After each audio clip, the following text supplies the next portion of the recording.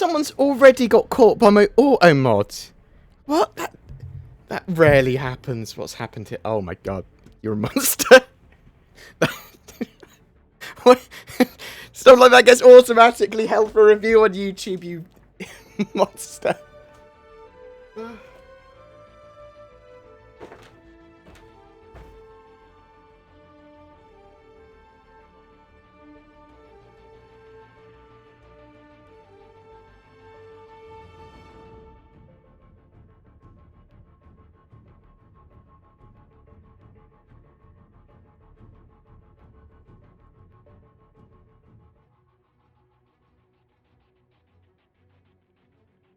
Right, grabbing a cup of tea. And then you'll probably hear me click, click, clack after that, but then I'll be ready. Huh?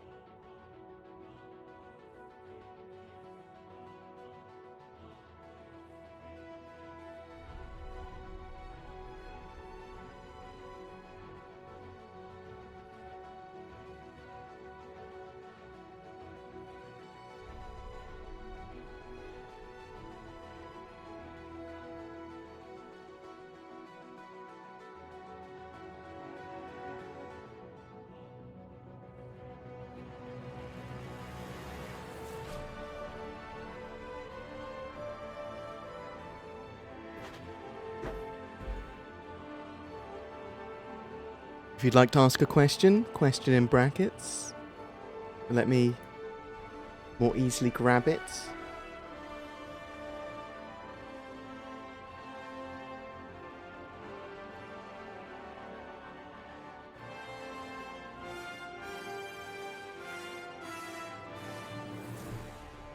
Wow.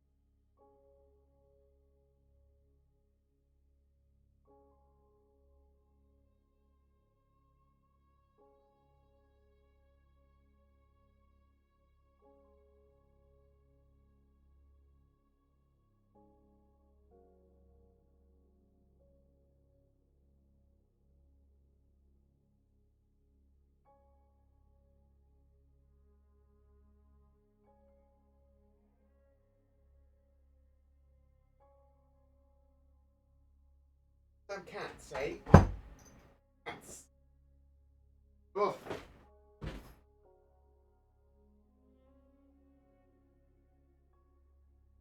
I have to live with them, otherwise I get depressed, but they'd eat you if you were dead. Oh, bloody cats. Right. I've decided that cats, I just love hot, like, heat sinks. They just, that's all, they just take all the love. Just stroking the cat. And having cats just delays my life now.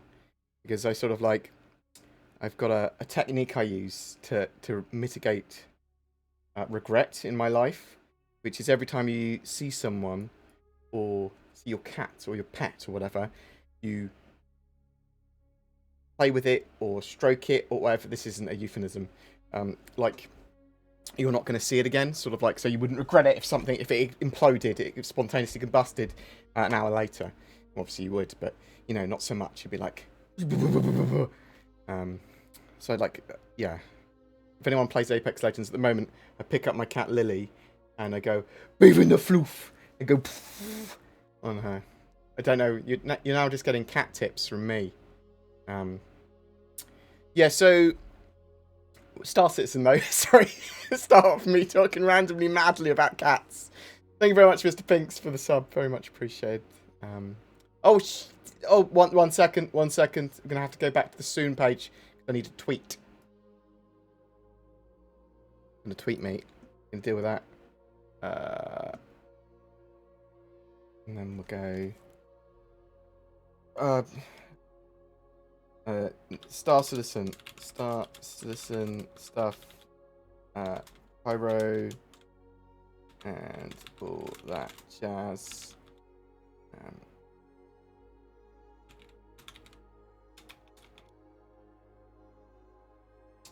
HTTP colon / www. Oh no, I can't words. I broke my website earlier as well, because I'm bad. I'm just bad at life. This is just everything I'm bad at, which is most things like YouTube. I'm just gonna make Zindy. Decided she'll just be more efficient than me, I suspect. The tweet. And let's get that up. Oh, very much Warbot. Love your face. And let's do that. And let's close this down. Perfect. Smooth. Professional. Open that up again. Like I was never gone. Quick. Clean. Oh. I'm sorry, Zentho, I didn't mean to spam your notifications. I'm not sure how it did, though. Yeah, so it wasn't coffee I was getting. It was tea. Always get my tea before we start.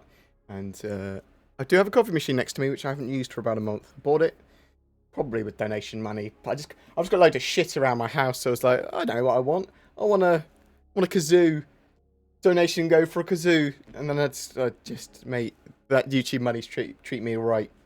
But more seriously, I hope everyone is doing well. I'm a bit manic today, so you'll have to deal with me.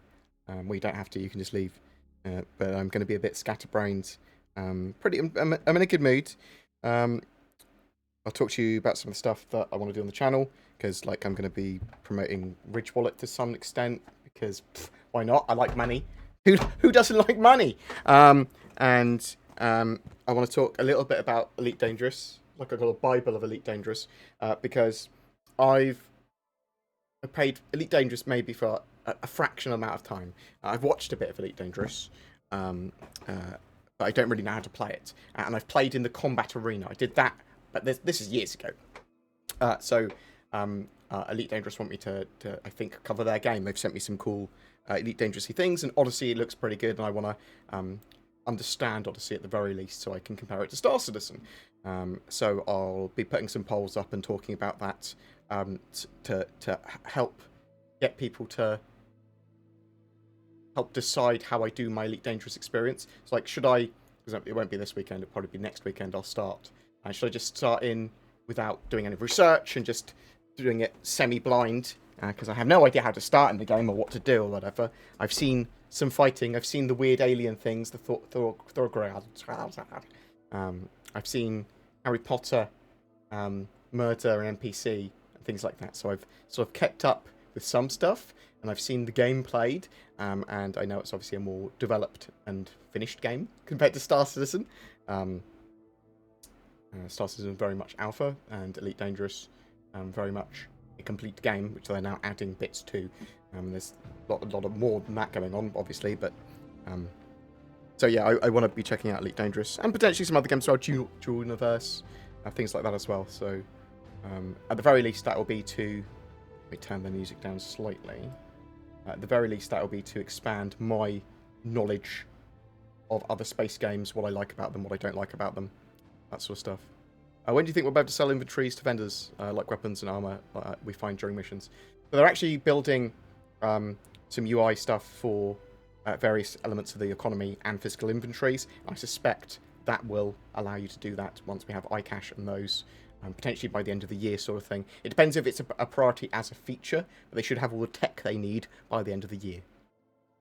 What do you think of the homesteads and that sort of stuff? So let me bring this up on screen. Wrong inside Star Citizen? Right inside Star Citizen. My desktop. So in Inside Star Citizen, they showed off some like really early concept work on some of the homesteads. So homesteads, bases, that sort of stuff. At the moment, homesteads might just be for NPCs and missions, but maybe they'll be takeoverable by players. Maybe they'll be zones that you can sort of like capture and hold, stuff like that. But yeah, homesteads, for whether they're points of interest for missions, that's great. Also, if they are locations that players can capture and build outposts near, make them into their own bases, things like that, fucking great as well. Like, the more points of interest and the more sort of intrigue and base building, the better. Obviously, at the moment, very much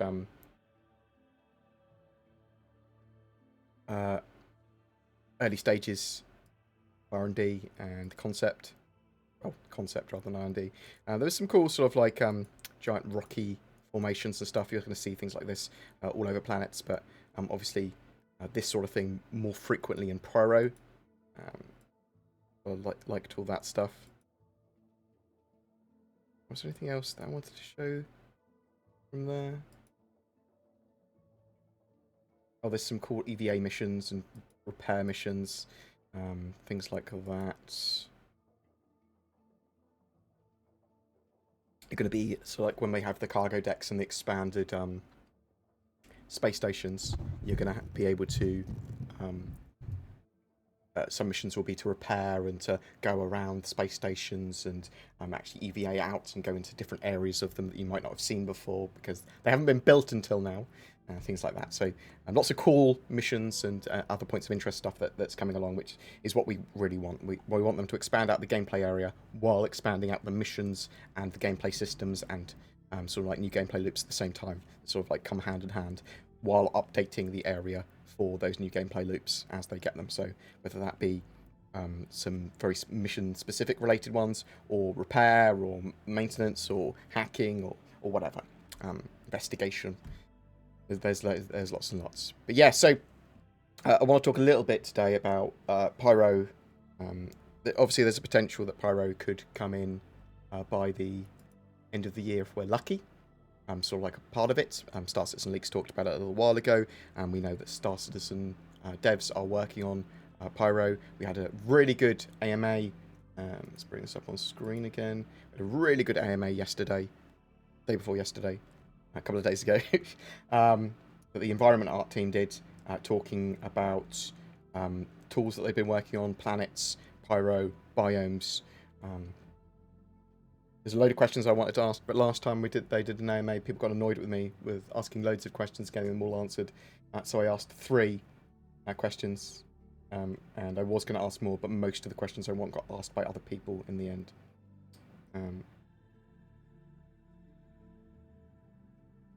That's why I closed that one. Why have I closed that one? Because I can't talk about the Iron Halo at the moment, apparently, for some reason. Probably because they're going to release it soon? Or because it's going to be on Inside Star Citizen soon?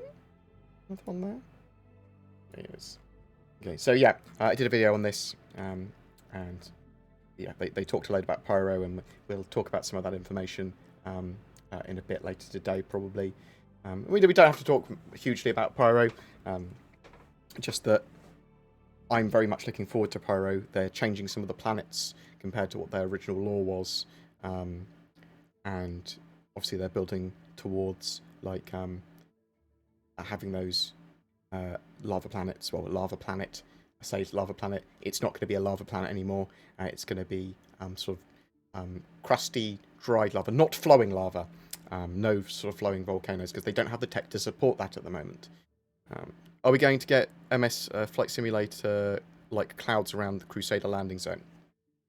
So it's a gas giant, Crusader, so I'm not sure in what forms of traditional weather you'd have there, nor am I sure how cloud tech is going to work in forms of weather clouds, precipitation clouds around the rest of the verse. Are they going to be as good as Microsoft Flight Simulator?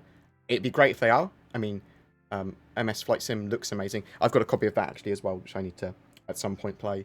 Though I'm not particularly interested in Microsoft Flight Simulator. Again, it's something I feel like I need to play. G actually wanted to play it with me. I feel like I need to play it just to have a bit of context on what is possible for Star Citizen and things like that.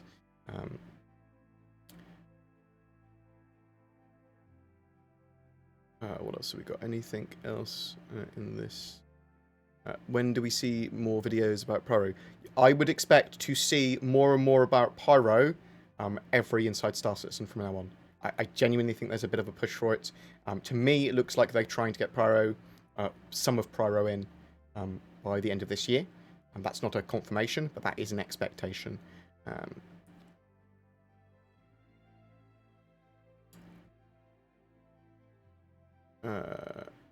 So again, with docking, I think they're trying to push for docking by the end of this year, if it's if at all possible. I saw a YouTube video from Super Mac Brothers suggesting that Pico and the contest was a secret test to find bugs related to server meshing and persistence, since they knew players would be taking Picos everywhere. Does this sound reasonable to you? Well, certainly with server-side object container streaming, it's with persistence like that is a thing that they are testing for, and they need to get as much of the bugs and make the code as robust as possible. 3.11 does actually have some big network code overhauls, which they need to get out. But iCache and full persistence, as far as I'm aware, that's not in game yet, although they could be collecting R&D for it. I mean, everything R&D, they could be collecting stats for it, which is very possible that they sort of do that all the time. Yeah, I saw some of Super Mac Brothers, or at least had it on the background, Super Mac Brothers video on server meshing is sooner than could be sooner than you think. It's possible. They're certainly building a lot of the tech and back-end services and stuff, and pretty much everything else in mind with server meshing now. So you could see it as some server meshing tech is coming with each of the updates anyway. So Flight Sim is it's just so boring. Okay, I mean, it's chill and talk. I mean, that's what I do anyway. Although hopefully when Zin's working for me in a couple of weeks, we'll be able to do this a bit more in-depth stuff and a bit more mission-related things more easily. In 3.11, since Edipar Microtech's Mission Giver is coming, is he coming in 3.11? I hope he is. So, you have a look here. Doesn't show that he is currently. No character entry for Edipar at the moment. I'd hope he'd be in 3.11 though. Makes sense that he is. Not confirmed. Yeah. Do you think we'll see something like the mission from CitizenCon along with new outpost types? So they've been working on new points of interest and making use of interiors of the buildings that we saw at CitizenCon. I know that. Will we get that as part of a mission in 3.11? I hope so. Obviously, we're getting cargo decks there. I'm getting escort missions and things like that. I'm hoping they expand some of the ground-based missions. But again, they haven't confirmed that, which is a little annoying. With the stuff that we see in CitizenCon, they did quite a lot of it in our hands relatively quickly. But obviously Pyro, obviously wasn't really properly shown, but jump points in Pyro, and the actual exact mission, the exact mission that they show, that should be in-game to some degree when they show demos like that, in my opinion. Like if they go, well, something like this, okay? Doesn't have to be exactly the same mission, but something very similar needs to really be in-game in the short term afterwards, in my opinion. But with the way they do their demos now, it's like, oh, this is gameplay that's going to be in your hands in the next 6 months or so. Not always, but... Oh.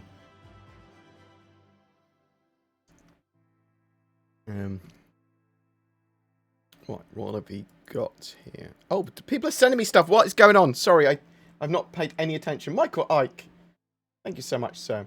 And people send me stuff. On the west, I didn't even notice. Praetorax, thank you very much, sir, for becoming a BoredGamer board citizen, joining on the YouTube join button. That is very much appreciated. That is really helps support the channel. Thank you so much, sir. Michael Ike, thank you very much. What else? Do you know what else supports the channel? Sending $50. Wow, you monster. Money Board, what's your thoughts on the new roadmap system they talked about? And do you believe it will be better or just cause more issues in the long run? So, let's bring the new roadmap up on screen. So we looked at the old one. Let's bring up the new one. Where have I put it? Why haven't I got it up? That's what she said. Thank you much, Minion. 321. Very much appreciated. Someone else sent me money as well. I like money. Konstantinos Mikidis. Thank you very much, sir. Question 1, the new refining ship mechanics and gameplay mechanics 2, the Odin. What do you feel will be interesting? Okay. Let me write some of this down. Because we'll answer that question in a second. But let's do Michael Ikes first because he sent me so much money. And I love you. Mwah. I can't remember what I was doing.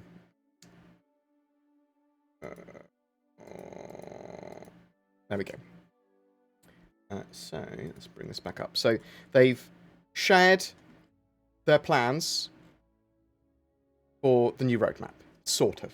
Okay, so basically the idea is that Squadron 42 and the Persistent Universe will get the current roadmaps, which are these bad boys, or the current roadmap for the Persistent Universe, which is the Squadron 42 one does exist.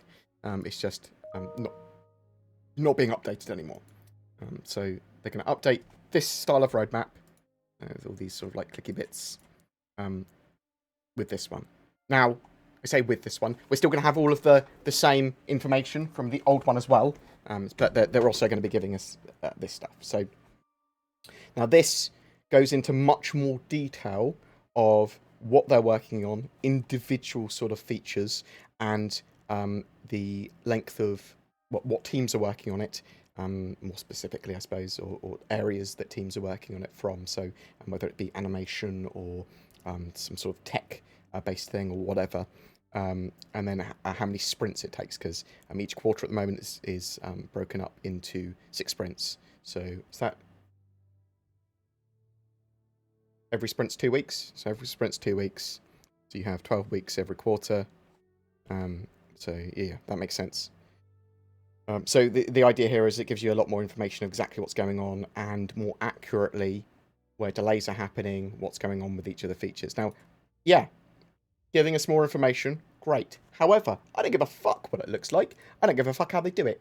To be honest, I just want more information and I want that consistently. I don't want them to then stop giving us more information. The problem I find with CIG, this is a genuine problem with the Star Citizen project, is that they get really good at something like communicating or giving us some of the stuff that, well, at least I want. I can only really talk about what I've seen from the community and what I want. So don't take me as a representative of anyone except for myself. But they get really good, typically, at showing something or starting to communicate really well. And then they lapse. and they stop communicating, or they do something awkward or odd, or typically they'll do it really well and then they'll stop doing it so much. Or they're sort of like go, oh, we're going to evolve the way we do this, or we've heard you and so, for example, they with Inside Star Citizen, what was previously Around the Verse, yeah, they had really long Around the Verse episodes, like 30-40 minutes long. That was too long for me for a new show. So what I wanted, and what I think a lot of other people wanted and said, look, break these down into multiple shows, and the Around the Verse show should be more of a news piece, giving us highlights, updates, and telling us what's going on with the project in a not necessarily a bite-sized format, but a smaller format, 10 to 15 minutes long. Yeah, and we got some of that, but we also got episodes that were under 10 minutes long, like we just did with Inside Star Citizen. Now, I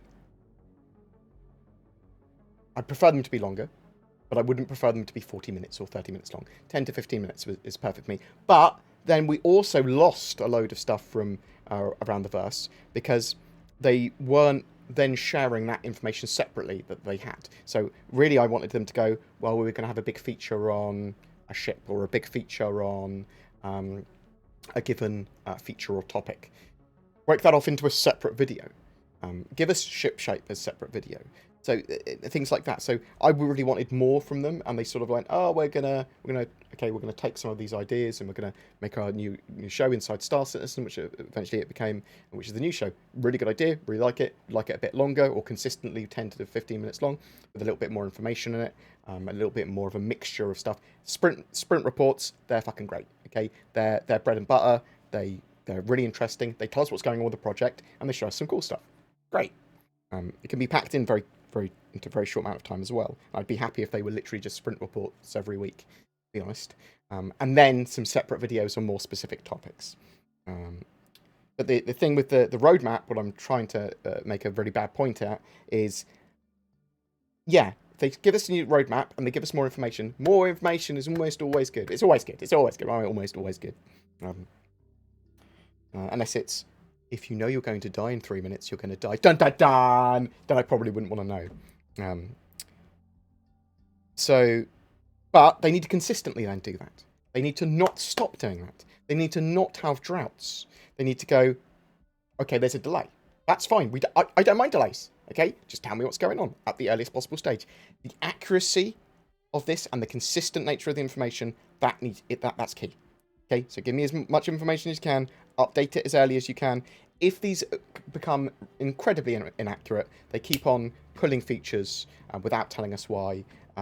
They don't share enough information. It doesn't matter that they're giving us a new roadmap because it's fucking irrelevant. So, really like the idea of it. It work as long as they keep it up to date and they keep putting the information in. And that's one of the things that we can do as a community in a civil way. Make sure that we're prodding CIG to give us that information. So constructively feeding criticism about the information they share and what they can do to share more, or what would be better if they don't. So hopefully this will solve a lot of my issues that I have with the information sharing in the project. But we'll talk about it when we know a bit more. But yeah, I was quite genuinely pretty happy with this, because it looks like they're going, look, we've realised that our roadmaps are a huge part of our monetization and why the project works, and one of the best ways we can convey data. But we need to convey that data, need a bit more. We need to be able to show you what's going on from week to week. Yeah, and I'd be happy with that. When are they going to get it out to us? They say in a timely-ish manner. This year? Hopefully? When 3.11 drops? I'm hoping it's within a couple of months. But we don't really know yet. Do you think we'll get the old one or new one tonight? No, you didn't even say that ironically or as a joke. I think we'll get the current old one tonight when it comes to the roadmap roundup. I mean, I'd love it if they gave us the old one now, but also gave us a one team's version of this, because I think that the team they showed here, the player interaction experience in a bit more detail. But yeah, if they went, well, let's share you how it would look with one of the particular teams that's working on something as well. Cool. That would actually be pretty awesome. But I doubt they'd do that. Because CIG have this thing where they're a little erratic in their approach at implementing things, where some stuff they say, it's ready when it's ready, it needs to be polished more, it needs to be better. And some stuff they release and just go, we're iterating on it in the future. I'm much more in favour of them iterating on stuff, getting it in as early as possible, iterating where possible. That's obviously not possible with everything, or sensible in every situation. But it's typically more sensible, in my opinion, than going, we're holding this back, holding this back, holding this back, holding this back. When it comes to everything. Yeah. So that's my views on that. A little bit of a mini rant. So rant 0.5.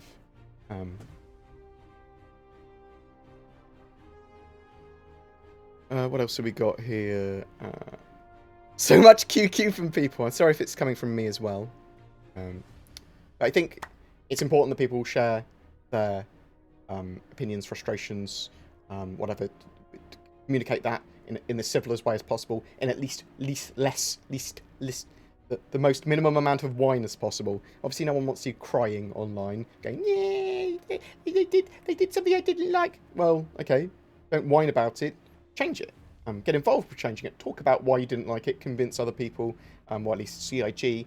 Tell them what you liked, what you didn't like, and if there's a way that you think it could be fixed. Talk about it, and try and look at it from both sides as well. So you can see why they're trying to work out why they're doing something, and talk about it in the form of a devil's advocate. Build a steel man. Never build a straw man. Build a steel man of the opponent's argument or a reason for something doing something, and then attack that as an argument. It's not attack, but you know what I mean. And then try and break that down as an argument.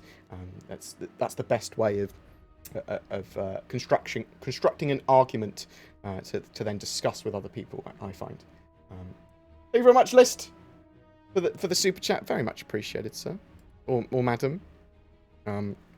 Right, Konstantinos Mikadis. So you said. Let me just make sure I haven't anything else I need to answer for Michael Ike, because you've given me so much. I love you, Mr. Ike. You're a massive supporter of the channel, chucking far too much more money at me than you should, or maybe you should check more. No. So, as I said, so basically, do I think it will cause more issues in the long run? Yes, if they don't update it properly. If they update it properly, then it will solve so many issues, and there's literally no excuse or reason for CIG to not update that roadmap regularly, accurately-ish. I mean, obviously, there's going to be times that stuff's delayed, and that's fine as long as they tell us early as possible. And there's going to be disappointments and stuff on there. And as long as they share data as accurate as possible on there, as regularly as possible on there, and they don't slip, it will be great. Thank you very much for the question. The new refining ship mechanics and gameplay mechanics.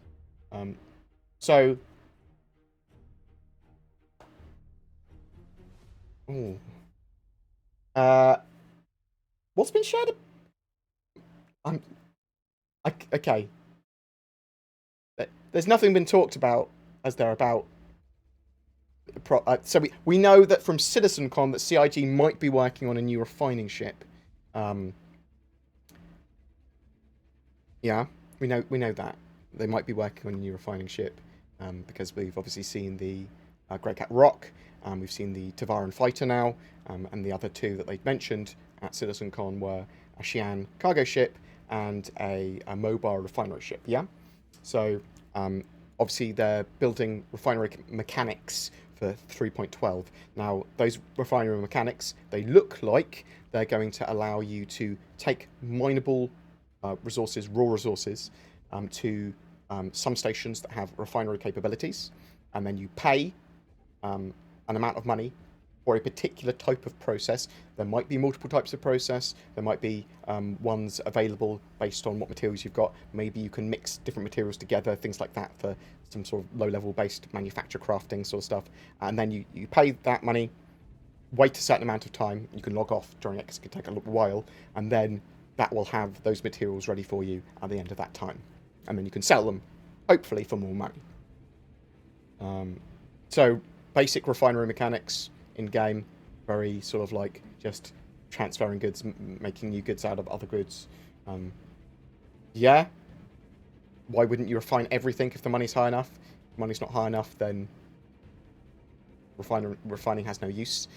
So obviously later on in the game it's going to have a lot more uses because the game's going to be a lot more economy driven and dynamic universe sim driven. So the quanta system will make use of different commodities, and that will affect the prices of items in the game, NPC habits, stuff like that. So and you should be able to potentially make a lot more money from lots of different trade options and refining options. So you could go, well, actually, I'm not going to refine this material because I can take it over here and make a lot more money for it because they want it for lots of different things. Or I can actually refine my material into this thing here. It's not worth very much here, but then I can sit on it, as it were, and rent space in one of the cargo decks and just have a huge amount of steel or something, and then it goes up in price, and then you flog it all. Flogging is selling something, and just so you know, in my my neck of the woods. So what was your other question? But yes, so the basic mechanics, very, very, very basic. It's more UI based, and just you turn this into this. Cool. Can I then transport it, or do I have to sell it in the station that I've refined it at? And obviously in the future I'll be able to transport it, but in the first stage of refining, can I then put it on a ship?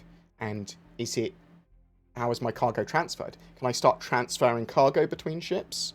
Can I start moving my cargo from the refinery decks to storage and then to one of my ships? Absolutely great if you can. That's a big mechanic in itself. And I suspect that's one of the things they're building a UI for at the moment for 3.11 or 3.12. That makes sense, but again, not a confirmation yet. So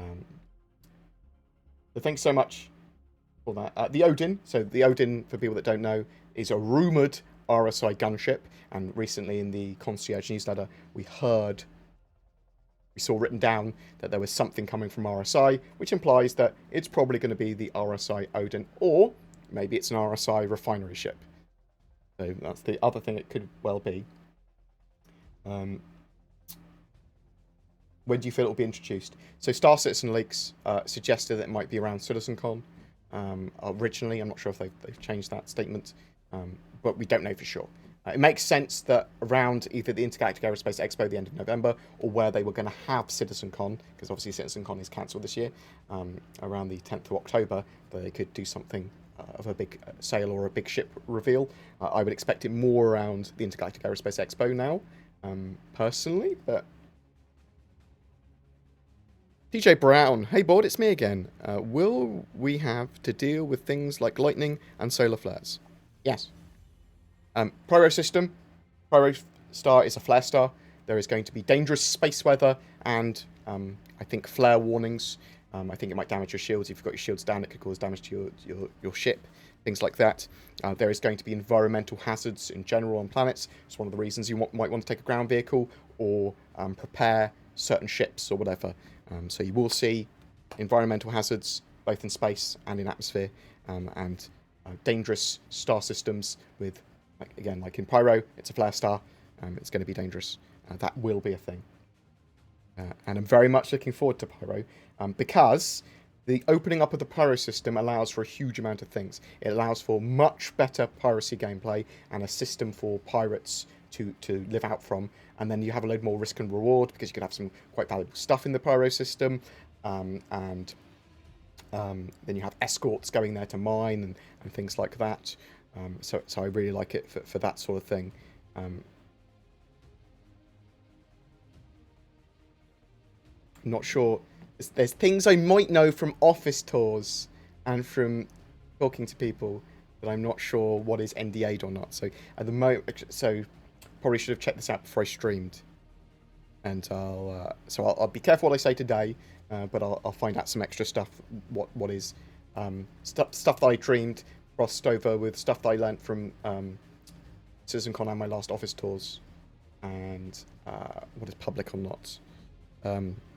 But there's, for example, there's rumours, and we've seen from game files that have been taken out. So close your ears for a second if you don't want to know any spoilers at all. They've been working on a sort of mission set and fleet incursions. So similar to what you saw at the Fleet Week. So you have the UE Navy flying around, yeah? Well, Xenothreat are going to be a pirate terrorist version of that, where they fly around with an Idris or large fleets and sort of like lock down planets or areas, and then you can get involved in those missions, and they're going to be quite sort of like inclusive and epic. So they're sort of like large-scale raids that you can go and join in, is the idea. That's what it looks like anyway. At least that's what was rumoured, and that's what the sort of voice files suggest. That could have evolved significantly, and I'm looking forward to that sort of gameplay. And when it comes to combat stuff, I love the idea of it going, join in these big combat events, join in these big fleet events. Because I think that's what a lot of us sort of want. We don't want to have to, what am I doing today in Star Citizen? I've kind of done everything. Oh, I would get involved with this big fleet battle, which I know are quite difficult, and they can be quite long. Cool. Sort of big attrition fleet battles. Yeah, I think big fleet incursions, obviously they need the AI to work properly, and they need server code to support it. Because when you're having, 40 players at the moment. So you had a big fleet battle thing that you could get involved with now. That would attract a huge portion of the player base on a particular server. So anyone that was eligible, say 40 players, they go and do that event together, and they have to be in the same group or anything. They sort of like will be, as far as I understand it, formed into a group together potentially, or the same audio channel or something like that. But then you have all those players in the same area with a load of NPCs, and potentially NPC reinforcements and things like that as well. So at the moment, I think that would be a bit hellish to do at that scale, just because there's desync and there's problems with the AI and there's problems with the server code and stuff like that. But smaller scale, yeah, I mean, obviously worked reasonably well during Fleet Week.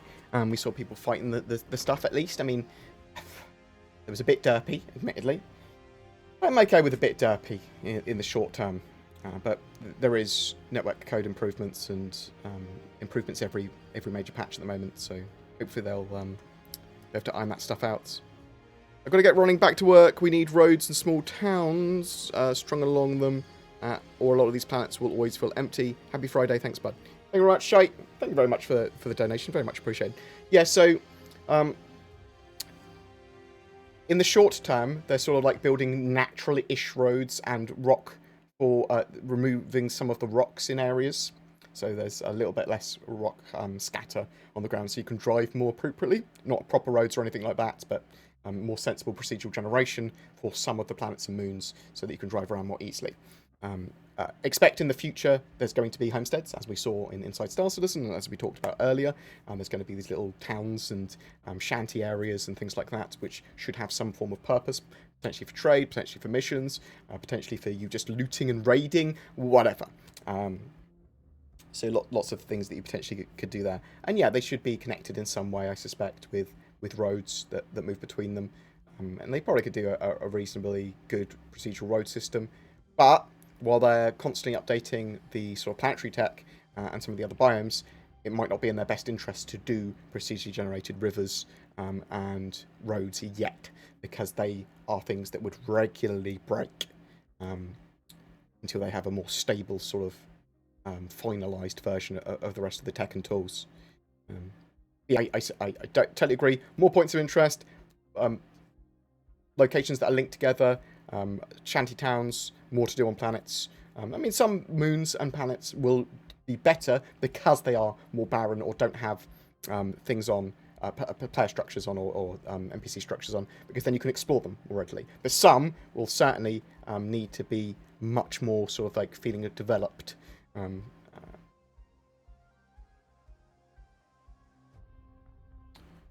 Well, thank you very much. Lots of people have sent lots of money, so bear with me. I'll get through this in a semi-timely manner. Konstantinos, thank you very much again, sir. It seems like they might be pushing for base building mechanics with the refinery mechanics, which leads me to believe that server meshing is coming soon. Well, server meshing is coming soon. At least that's what's been suggested, and we know it's a priority from CIG. They wanted to have it almost ready. That's what when they last talked about it, almost ready by the end of this year. Now, it's possible that it's moved up on the schedule. That would be great if it has. I think we're always getting delays from CIG, so it would be overly optimistic to think it was going to be in this year. But a lot of the tech and prerequisites for it, and some of the improvements towards it, could come in this year, and we could see it early next year, or by the middle of next year. So by the end of Q2 2021 is when I'm expecting to see first stage server meshing, but that's still relatively soon. Yeah, there's obviously a bit of a focus on the economy and some stuff that seems to be towards the economy in Quanta and dynamic universe simulation and mechanics that support that sort of back end. So yeah, I mean, I hope it comes this year. I don't expect it to come this year. When it comes to base building as well. So in 2018, I talked to Aaron about him being really excited about having the land claim gameplay, Stanton being in, and because it was basically going to be you place your land claims, you find a bit of land, place your land claims, and then there are laws there that protect that area. So the law system will give people trespassing warnings and things like that, and then you can somehow exploit the materials and land on that area. So I suspect people will try and play around caves and things like that, maybe. So do they need server meshing for that? Well, they probably don't need it, but it would be very beneficial to have it. I suspect that's true of everything at the moment, though. It is beneficial for them to have server meshing in now because it's so core to the game. Have they said anything about giving us black holes and other cosmic anomalies? So there's going to be anomalies, at least that are detectable in some way, because the Endeavour has a telescopic array that literally detects that for science purposes. There is a star system, I believe, that is, well, a black hole system. So expect to see interesting anomalies and things like that. Exactly what we're going to be able to see and fly near and actually go to the systems of, we don't know yet. But I would expect that in-game, yes. Bear with me 1 second. Feel free to ask some more questions. I will. You don't need to. You do not need. You do not need to donate money to have your question asked or answered. Just when people do donate money, it appears immediately on the screen, and I will make an effort to answer that because obviously I want to encourage people to give me money. Oh, I'm a monster. I'm sorry.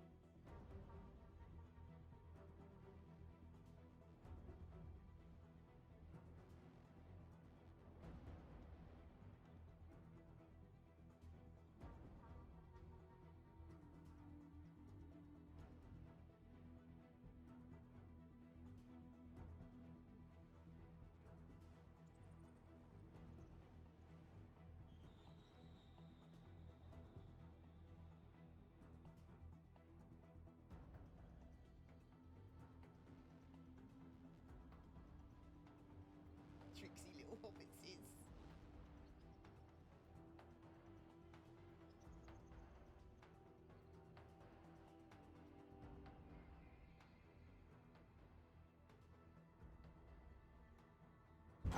Don't do things where I'm not here.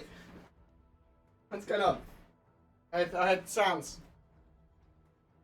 Oh, thank you very much, Ibens, for subscribing. Very much appreciated. I don't understand why people do stuff. They like the chair, clearly. Very much appreciated.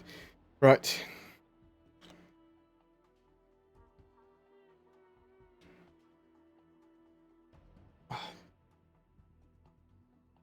I'm a monster. Biomonster is also probably a good warning. Is Star Citizen utilizing more of the GPU? Yes, they are moving towards more GPU-orientated stuff.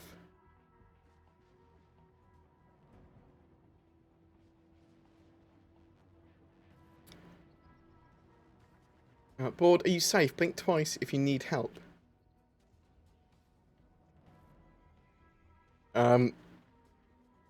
You think we'll be able to build small settlements where other players can rent hangars, landing pads, buy fuel, ammo, etc. from the settlement owner?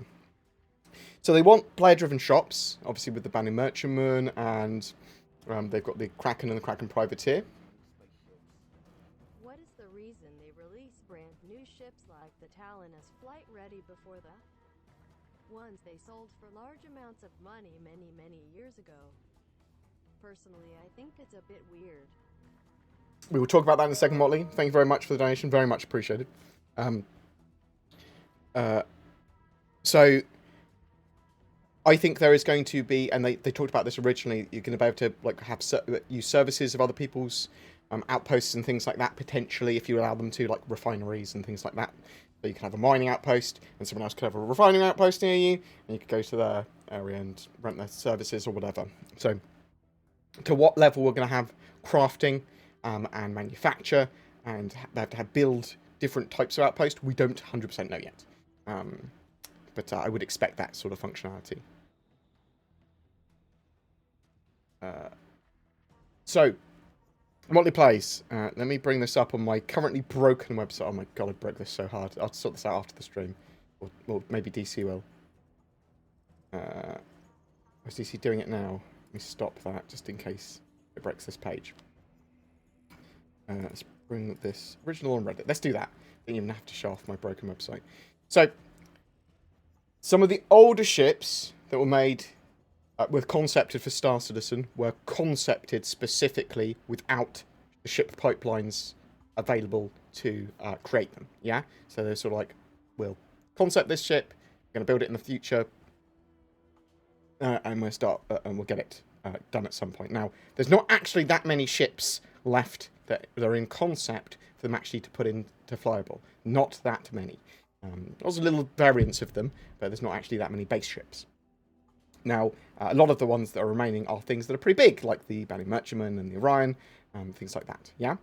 So, these ships were concepted, and then they started building out a load of the essential and necessary parts of Star Citizen and Squadron 42, and then they prioritise stuff based on that. So they're still working on a load of these ships and a load of the different elements of the game, and they still have these other ship ideas. Now, these other ship ideas, they'll put a team or two on, and they'll get them out to flyable, because they are suitable to be put in the pipeline at that stage. They prioritise them.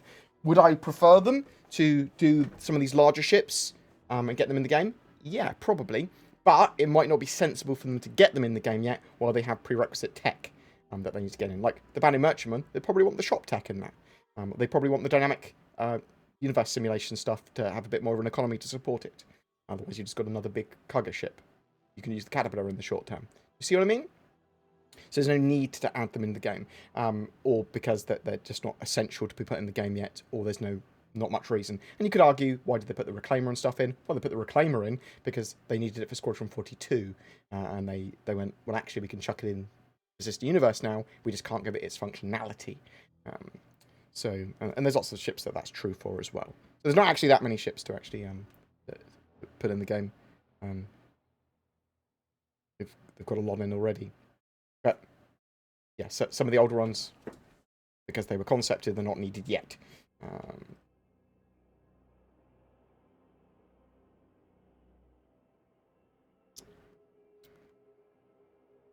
Thank you for the brilliant explanation. I just sort of rant. I apologise if it's a little bit, as I said, scatterbrained today.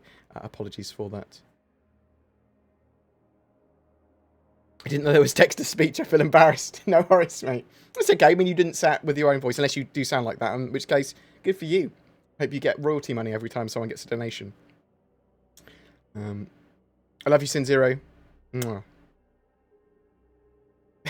No. Oh, man. Right, let's have a look through here.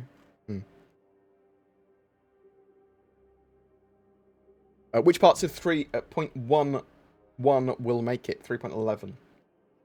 So there's at the moment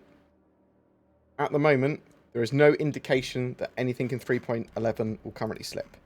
I think the thing that most likely to slip is the server to client actor networking rework. That's the thing that's most likely to slip in my opinion, because it probably is the most important thing. Mercury Star Runner looks like it's going to make it as to the 100 series. Everything else looks pretty good. We saw the improved throw system and inside Star Citizen, both to throw overhand and underhand and a lot more accurately. I'm hoping that they get the AI updates in. But, I mean, there's not actually that much showing in 3.11 yet. I would expect it to actually get more features rather than less this time. But as I said, the most likely thing to slip is the server-to-client actor network and rework, and that would be the most shame for it to slip, because we need it. The sooner the better.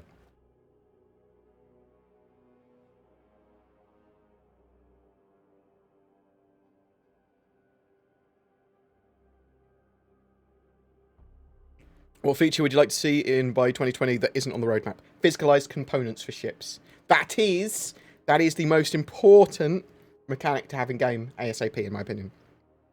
Because that then allows them to much more readily take feedback on flight model and combat and balance stuff. And if they do it properly, then you can actually have first stage salvage and repair as well at the same time. Because it would literally just be removing a component and putting a new component in, removing a component and selling it. Hi, hey beard, hi bald gamer. What is this? Thanks.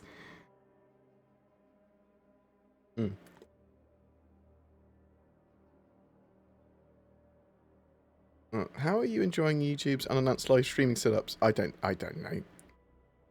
know.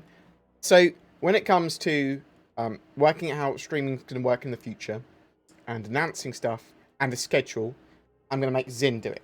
Say Zin do it. I'm going to say, Zin, organise me. Tell me what I need to do to be more organised. I'm just bad. I'm just...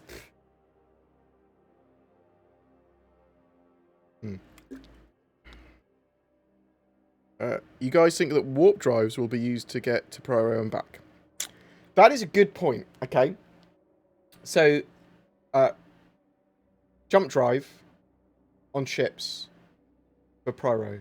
I think we'll just have the jump gate, the jump point, and all ships will be able to use them. They've got a quantum drive, maybe, in the short term. That's alright, do it in the short term.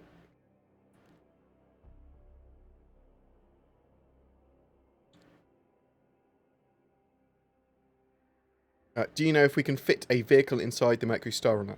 I don't know for sure, no. Would expect it would be able to, like, fit a dragonfly or something, though.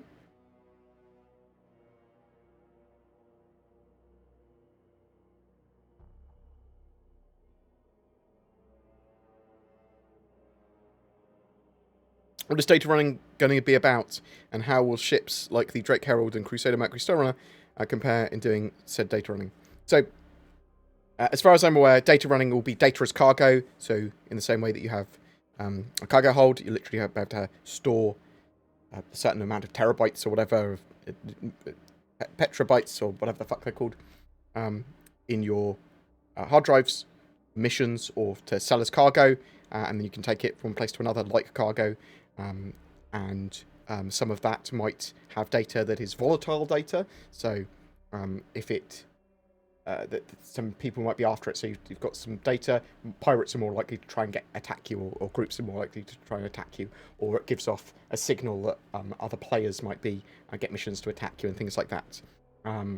Or you have to get it to somewhere in a certain amount of time, otherwise the data is valueless.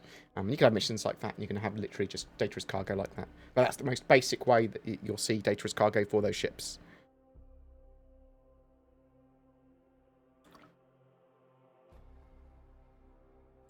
Hi, when is game finished? Yeah, I've got a ginger beard. I'm sorry, the longer it gets, the more ginger it gets, and I apologise.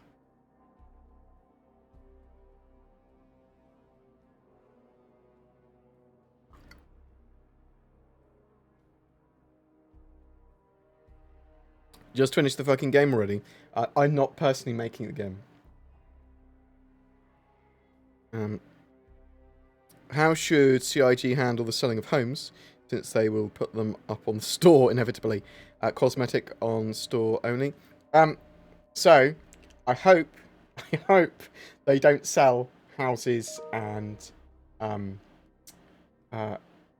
habs on the store. Okay? I hope they don't. Hope they go, oh, it's going to be so much, it's worth so much money. But I hope they don't. Okay? They get so much negative press, wouldn't they? I have a bronze beard. I feel you. Bronze. I like the terminology bronze for my beard.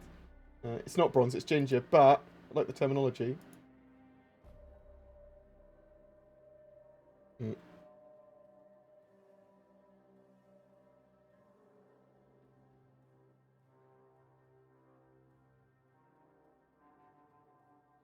So that's my sexy face. Well,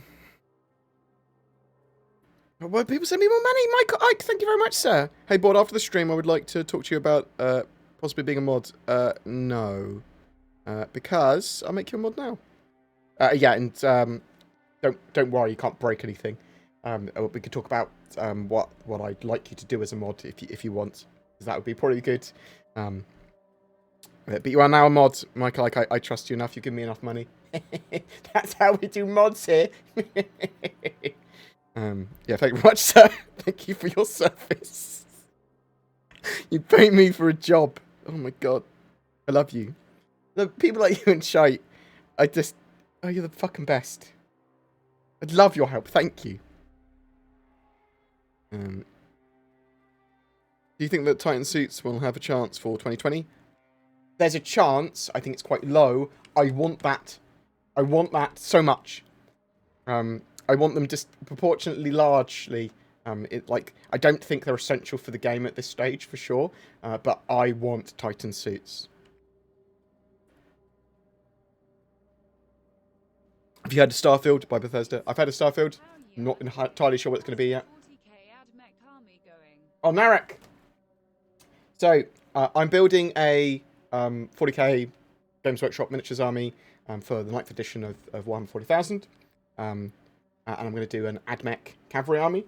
So I literally got one more Warlord Titan to paint for my Adaptus Titanicus, and I haven't had enough time to do that. But once I've done that, then I'll be doing my AdMech in a lot more swing. So it's literally going to be a load of cavalry I've converted from some Age of Sigmar Dark Elves. I've got the camera's not focused well, but I'll start putting these up on my social media. I'm a reasonably good painter. I'm not going to win competitions for my painting, but I'm good enough for people to go, oh, that's pretty good. Sort of like a couple of magnitudes above gaming standard for sure.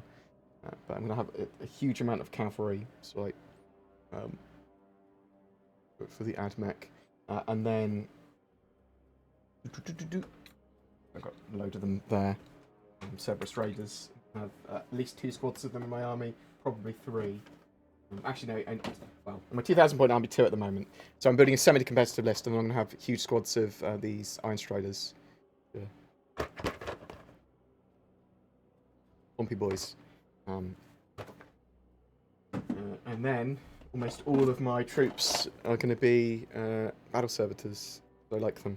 And they have them as troops choices. So I'm making a semi-competitive list. I have an assassin in it as well, and I'm thinking blue and silver, blue, silver, and cream as colours, and then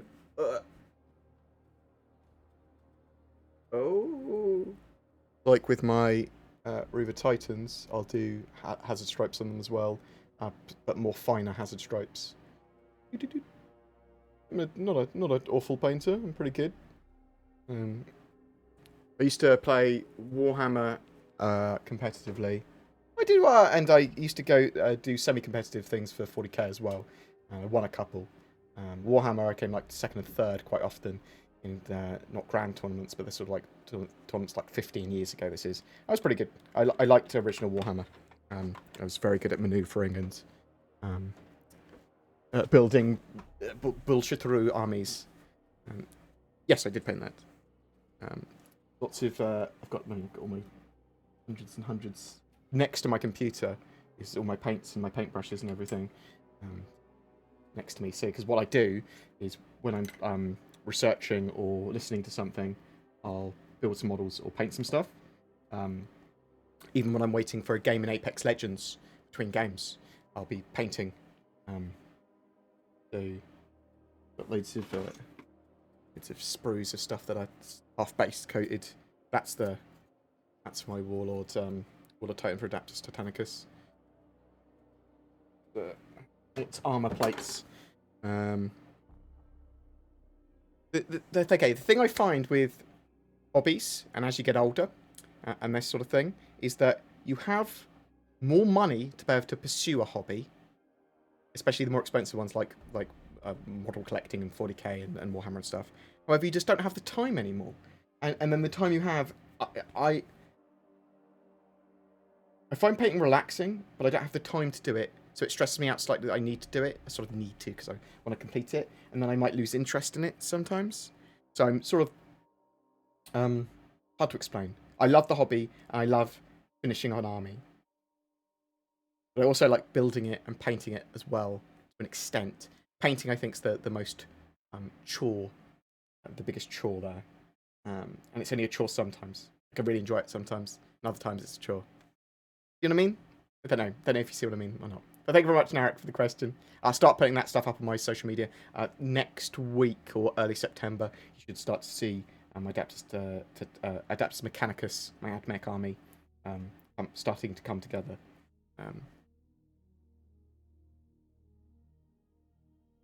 What else have we got here? Sick beard board, thanks. I will. I haven't really brushed or looked after it today. I need to consider styling it for the future because I don't want to look like a rough mess any more than I already do. Do you prefer to have a whole new system like Pyro, which may be pretty empty gameplay-wise, or further improve the standard system? I don't... They're not mutually exclusive. They can obviously do both at the same time. I do want the Pyro system because it will add more points of interest as well separately and allow one of the major sort of gameplay, core gameplay systems to be completed, which is jump points, or at least started, jump points and a new system. I'd prefer more players being able to be in the standard system together, more than anything else. And then, yeah. Has there been any more news on the push-pull EVA locomotion system or Satable? Not Satable. Don't know anything about Satable. Expect that to be something they might look at again in the future, far future. Push-pull EVA stuff, they sort of talked a little bit about it, kind of, in Inside Star Citizen. Obviously, they're building locations and missions and stuff like that around space stations, other areas that you can EVA out to. Yeah, I have to move larger packages. I'm hoping that we see physicalized components.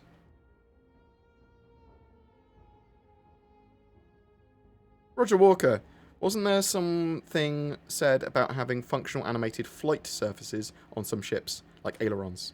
People have been talking a lot about ailerons recently.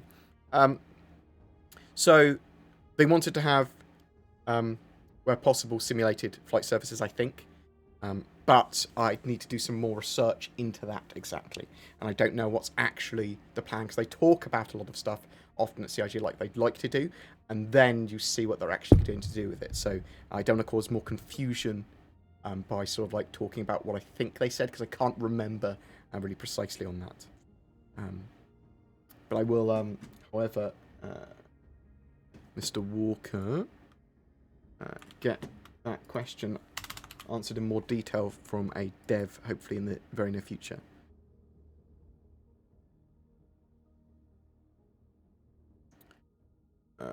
I want to buy the 2 talent pack and give one away. Is that possible? Do you know? Oh, I don't know. I suspect they come as a pair of ships in a single package, so you wouldn't be able to give them away. That's how I'd expect they come.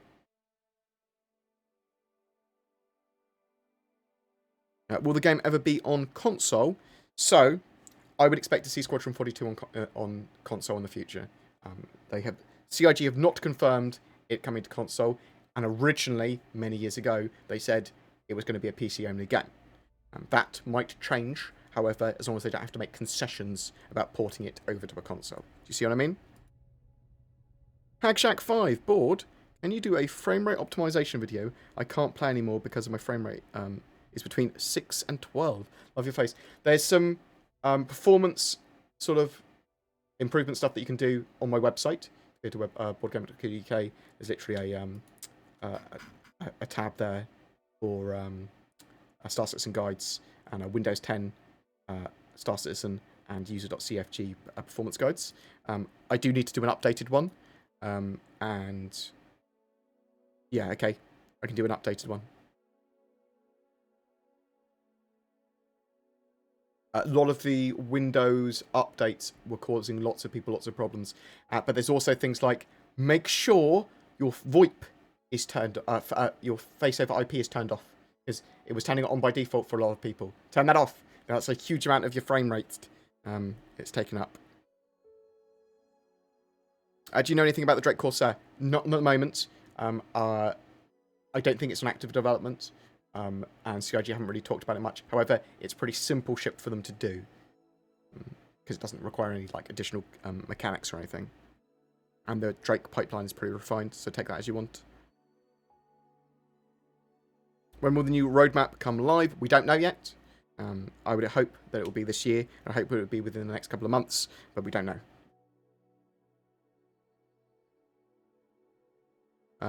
Hey, board, tell CIG to implement a UBI, Universal Basic Income. Every hour we play, we should get 2k. Wow. There is going to be guilds and that sort of stuff. So maybe there will be incomes and stuff that you can get for being part of a guild and keeping membership with them. So maybe you'd have to respond to distress signals to be part of like the search and rescue guild, or respond to security forces to be deputized or something like that. You know what I mean? Maybe you would get a standing income for it. It's possible.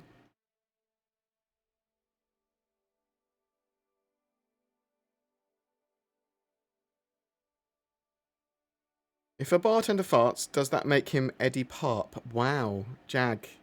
One day we'll have a sandworm and you'll be happy and you won't do fart jokes.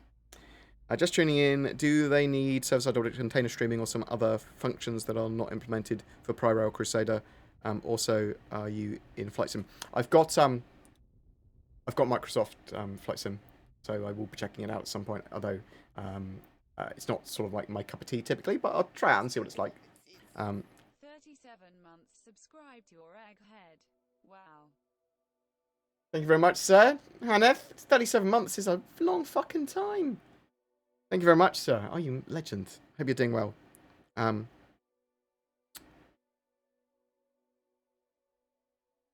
was I talking about? Yeah, so they don't need, technically, any more tech to have the Pyro system in-game now. They don't need server meshing. They've got server-side container streaming already, although they are trying to optimize it significantly more. They could basically just split the servers, as far as I'm aware. Although some people suggest that maybe that they would need a loading screen between the two servers, and obviously that's not what Star Citizen is about. Do you think...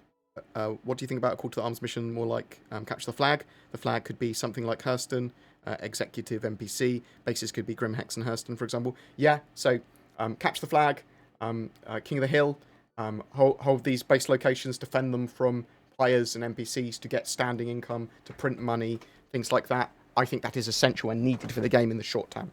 I think that would provide so much gameplay for so many players.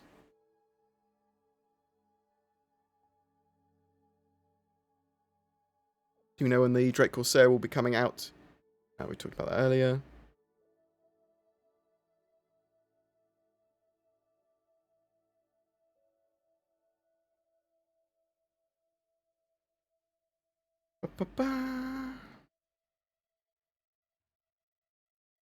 Thanks, chat. You're the best. I'm several minutes behind in chat, so apologies.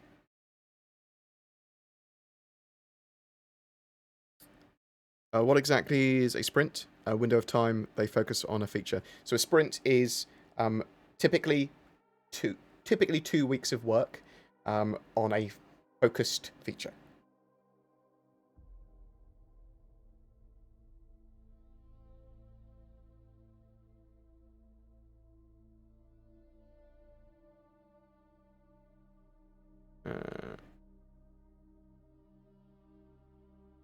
As a new player, not even a month in, I'm really impressed with everything Star Citizen has.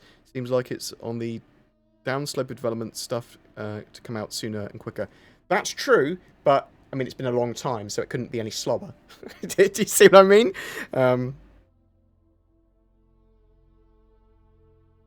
If you look at the answers at the AMA this week, they barely gave out any new info. I think they gave quite a bit of info out. It's probably the favourite AMA they've done.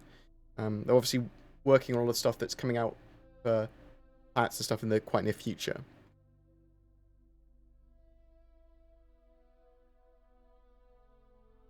I have a feeling that the Merchantman has gone back to reconcept. I don't think it finished its concept phase fully, and it's still in concept. It needs more concept work, I believe. And I think CAG have suggested that the Polaris is going to come out first because it needs less concept work to finish it off. Yeah, 150,000 subs on my YouTubes. It's not really... the sub count isn't really super important to YouTube anymore. Used to sort of be. They sort of changed the algorithm over more to views and time watched. Time watched more than anything else.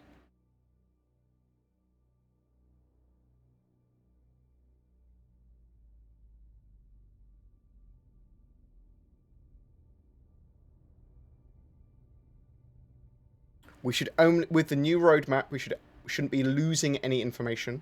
We should only be gaining more information. That's what CIG have said. We will not lose the old styled features that they'll be showing off and telling us what's going on, but we'll just be gaining more.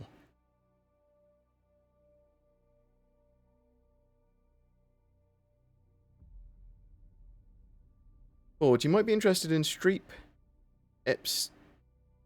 epistemology? An approach to discuss and challenge different contentious topics. Evolve harder. Feel free to PM me, because I am always happy to consume more information on various topics, be they game related or opening up my political or whatever horizons. Do you think we will actually have actual obtainable and rewarding loot that will make exploration and adventure valuable this year? Oh, this year. I hope so. I believe that that's what they are trying to build towards for 3.12. But again, that's not confirmation. That is an I reckon. Do you think we'll ever get Gundams and mechs in the universe? The Titan suits are supposed to be more Iron Man / power loader type things, but it's a step towards that. I suspect that some people that have worked on MechWar Online that work for CIG do want larger mechs as well. I wouldn't expect to see any form of Gundam, but they might have larger versions of Titan suits eventually. I heard that slaving manned turrets in the future was not going to be possible. Is that true? We don't know for sure. We know that they're going to have AI blades, which will allow some ships, based on their computer slots, to put an AI module in some turrets that could potentially allow for the slaving of the turret. So we don't know for sure. There is the potential that they'll allow for slaving as well as automation.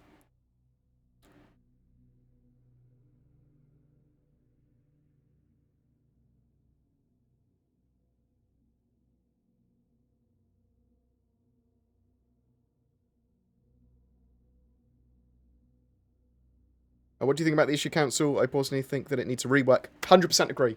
The Issue Council needs a rework, and it needs better signposting so that when you log into Star Citizen, it shows hot topics, hot bugs, and sort of tries to engage you to get involved with it and triage stuff. And even after you sort of like try and leave the game, it should come up with a survey, or the next time you load in, it should ask you for a survey and reward you with a tiny amount of Alpha UBC or something like that, or a badge the more you get involved with the Issue Council.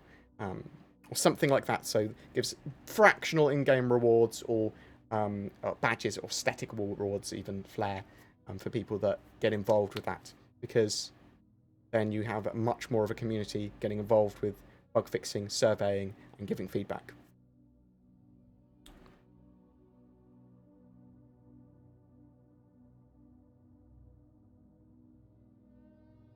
But general, just a revamp of the issue council would help a lot with the search function, as you said, yeah. Refining sounds great. Do you think the Orion will be out? Refining sounds great.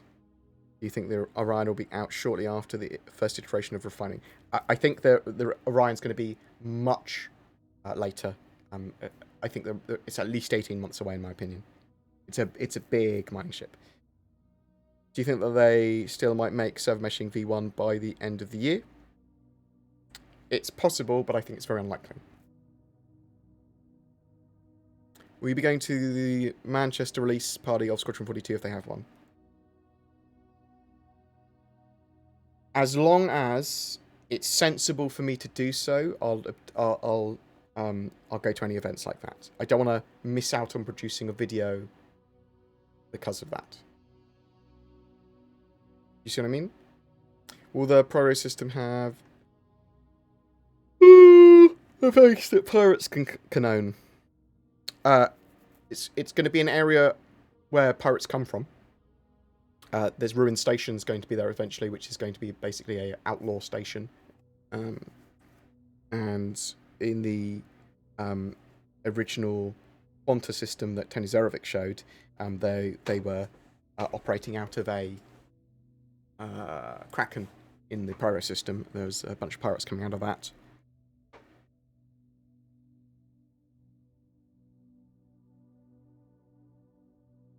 NDAs are not open development. Open development does not mean fully open doors. Open development means that you get to see a lot of how the sausage is made as they're doing it. So you could certainly argue and talk about different levels of transparency there, and that you want more.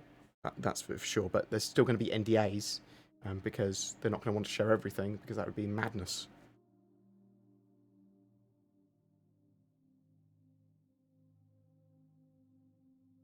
I saw an interesting movie of Super Mac. Well, we talked about that already.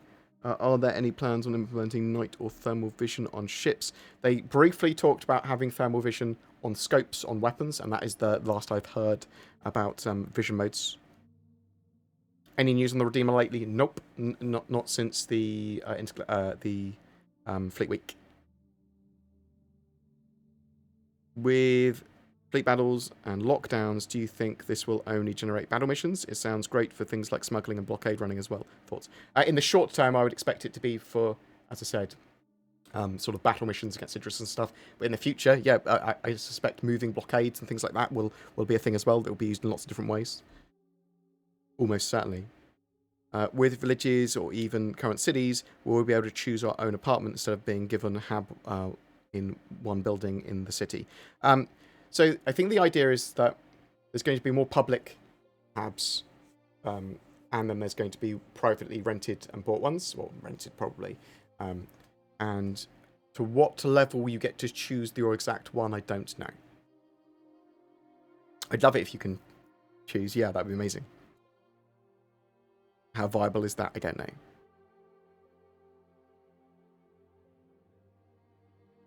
Will the prisoner storage on the Avenger Stalker ever be more than a prop? Yes. It will be fully used for the bounty hunter mechanic, and in fact, they've said for those bounty hunter mechanics, what they the working sort of theory behind it, the way they're going to work, is that you can obviously drag bodies now, even, but you'll be able to drag a body, someone knocked out, put them in the one of the lockers there, literally just interact with it, put them in there, and then that person would either be able to choose to sleep, which then they'd immediately wake up in an appropriate prison or law office or whatever, or slaver area, whatever, but you'd still have to transport their now NPC shell, I suppose, out, or they can choose to just wait. They can wait there, and hopefully be rescued or whatever, or interact with you. When are you going to do this month's giveaway thing? At the end of the month? So typically I do it the 1st or 2nd of the next month when I actually announce the winner. I do have a Grey Cat Rock to give away, which I'm probably going to do on my social media. Will you give a look to Elite Dangerous Odyssey when they implement Space Lux? Yes, 100%. Elite Dangerous have sent me a load of loot and a ship and stuff. So I will be checking that out in a lot more detail. Probably be in a couple of weeks. I'll probably be checking out Elite Dangerous. But I'll talk more about that soon. But yeah, when Odyssey comes out as well, very much so. Where's my burning merchantman?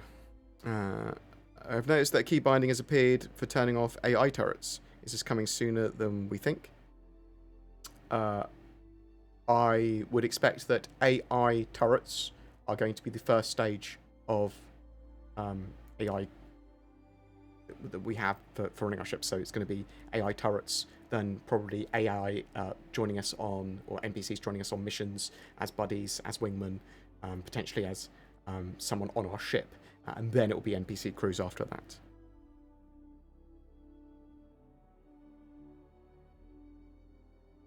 Roger Walker, thank you so much for even more donations. Very much appreciated.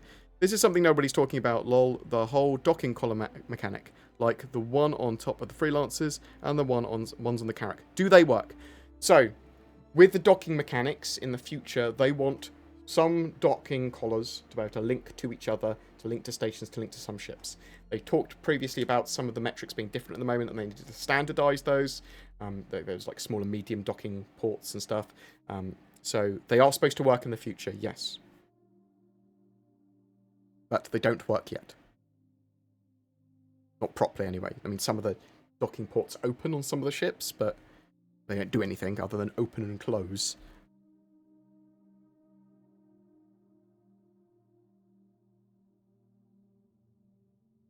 In your humble opinion, what is the realistic window in which we can expect ships like the Orion and Banner Merchantman? At least 18 months for the Orion, and at least a year for the Banner Merchantman. Board rants are the best rants. I apologise for randomly ranting.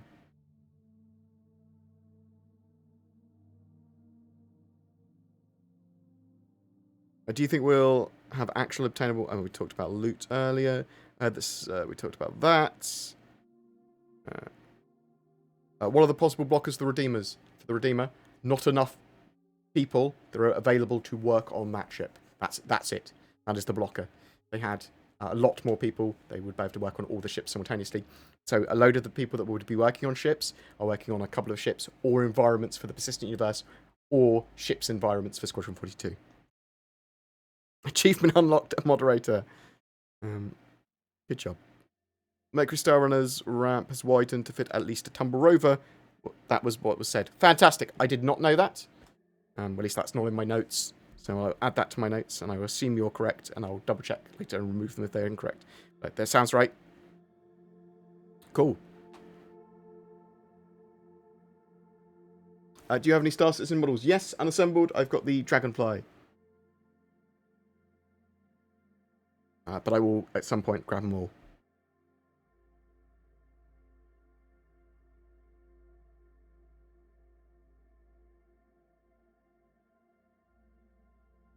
Do you think that those roaming fleets you talked about will generate missions that are... Oh, we talked about that already. Whoop, whoop, whoop, whoop.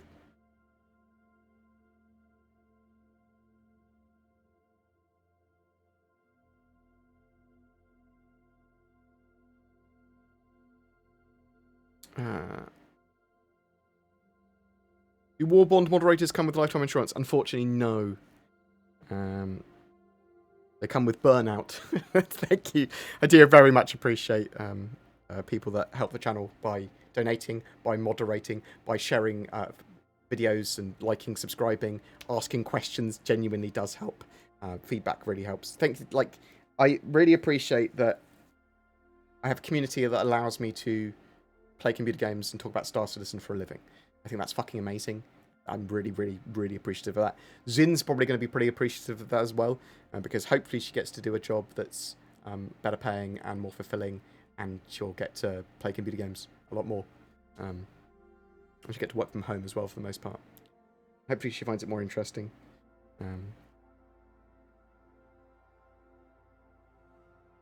Bear with me 1 second. Not an actual bear with me. I'm not going for a monster bio. I'm just going for a normal, regular bio. And you're the monster. Yeah? You know who you are.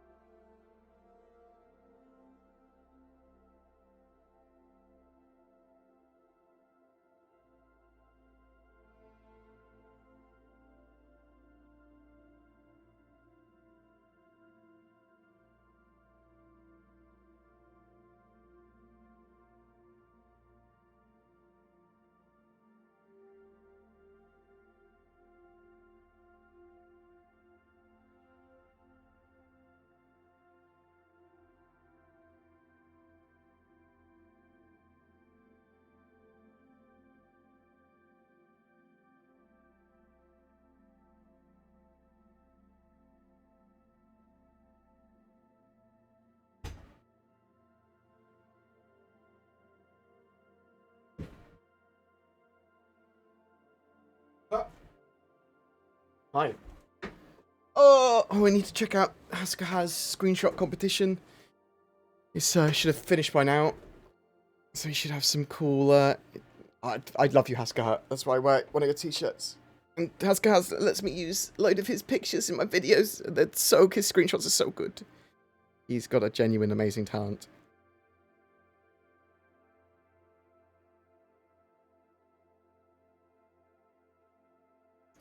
What ships do you think people want to hear the most about? Mercury Star Runner, Banu Mercham, and Polaris, probably at the moment.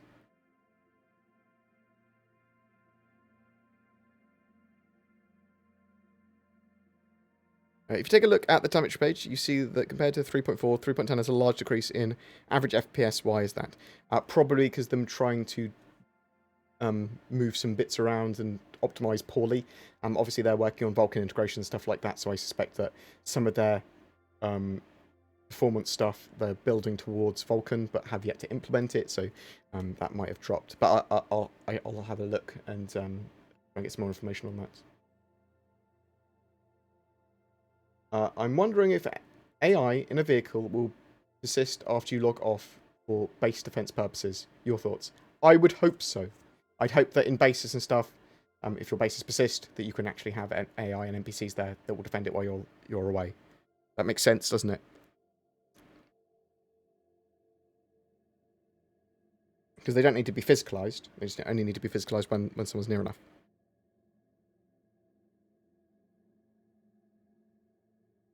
You think CIG will allow music packs to be installed? I don't know.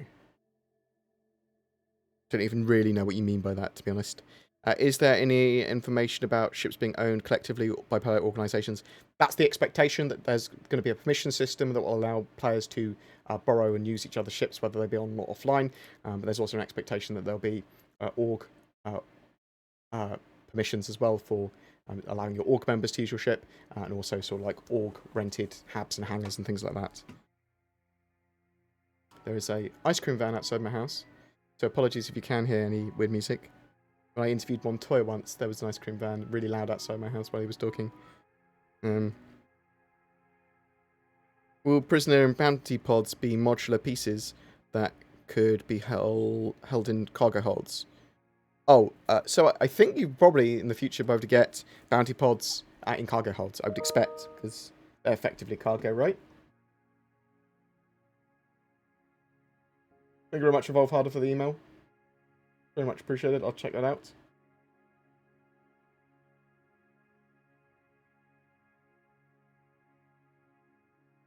Hey, what do you think of actual ship balance in dogfights? At the moment, it's not great, although I am enjoying combat a lot more.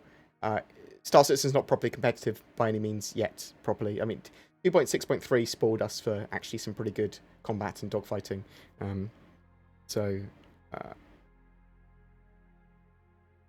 Is there any place in Star Citizen Easter eggs or otherwise hidden just for fun secrets? Well, there's the Benny Henge, there's the Crash Javelin. There's lots of little tiny Easter eggs and things. Do you think we'll get a squelch feature for toxic people in chat? Yes, I would expect you to be able to mute and squelch them, yes. Once we have incapacitate and transport players, will you take part in my version of Most Dangerous Game hosted on Microtech? That sounds amazing. Yes.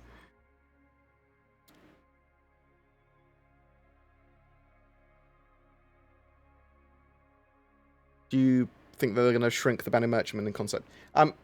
What I wouldn't expect it to be capital ships super massive, but it is supposed to be quite a large ship, and it's going to have shops on board and people moving around at a floating bazaar and cargo ship and shopping mall. So there's a lot going on with it.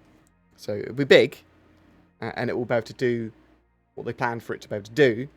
It's just, could it have shrunk a bit? Yeah, possibly. But it will still be able to do what it's supposed to be able to do. Do you have any professional connection with Cloud Imperium or Chris Roberts? Not with Chris Roberts at all. I wish I did. Beyond, I love him. Maybe I'm his love child. No. Professional connection. I've got NDA for the Ivacari builds. Very recently, I've accepted ships for giveaways on my channel, no strings attached, which I'm entirely transparent about. It does not affect my opinions. I don't think it does, but take that as you want it. Go, oh, he's completely biased. No, I'm fucking not. If I felt like I was ever getting biased, or people were going, oh, you're biased in some way, I would stop taking that. But it's literally just, I give it away to my channel immediately. I don't even think it's that much of a boon for me. It's certainly a boon for the smaller creators that are growing their channels, but I just think it's stupid not to, personally. But I've never received a computer from CIG or expenses paid trips from CIG or anything like that. I've always paid for my own tickets for events and all that sort of stuff. I say paid for my own. I've got people to fund me on my Patreon and donations and stuff, which is what I'd probably continue to do. So I have friends at CIG. I get office tours. So I am aware of privileged information, which is typically covered under an NDA, and there is friend-DA'd information which I procure from drunken devs at pubs or people I know in the industry have told me stuff which I can't 100% verify, but I know about, and I mean that probably influences some of my videos and my knowledge base.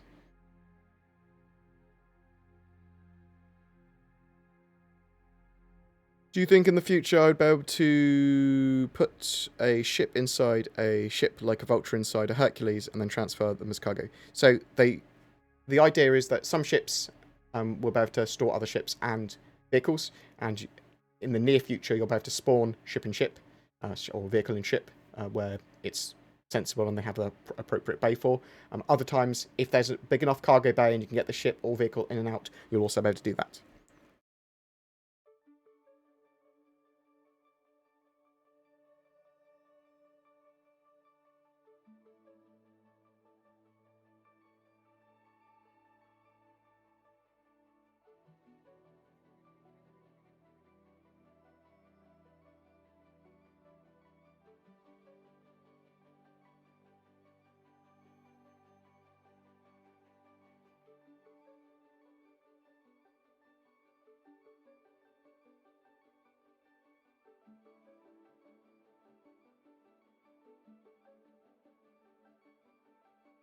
Apologies if people got a load of notifications for the live stream.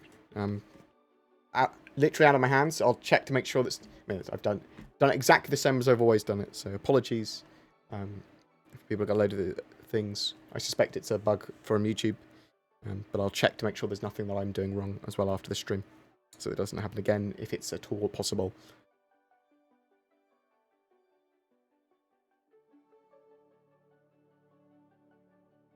Considering that time does not exist and that humans are mere consciousness, linearly reading along a line of our reality, should any of us really be concerned about Star Citizen's delivery date? I mean, either everything is incredibly important or nothing's important at all. So we could talk about entropy and nihilism and stuff like that if you want, but it's sort of like your interpretation of everything, isn't it? I find meaning in pursuing things in life, such as and enjoying myself. I think it's incredibly important.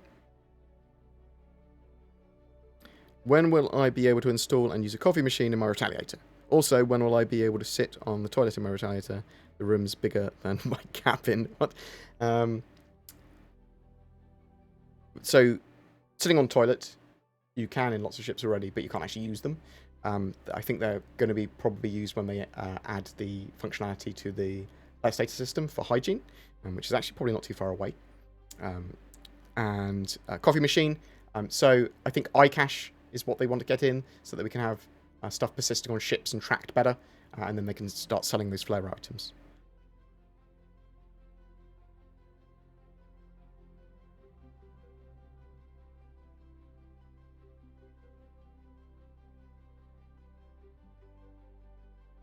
What else have we got?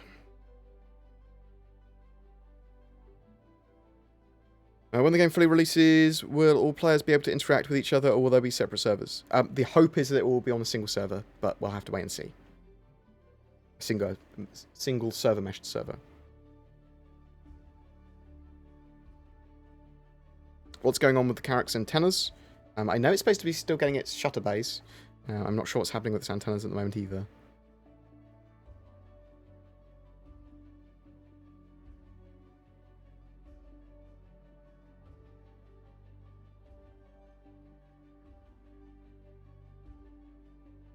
Will it be possible to dock 2 ships together and then fly in quantum travel together? I don't know. I would expect that you won't be able to quantum travel while ships like that are docked, but maybe I'm wrong. Do you expect the Banner Merchantman and Cracker Privateer to come out at the same time? Nope, I do not.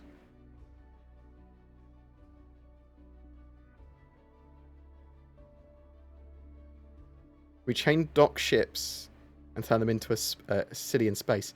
I mean, I suspect people will have word flotillas if you can link ships together at all, multiple ships together, then that will almost certainly happen, and that will probably happen on the ground as well, probably like as part of the homesteads.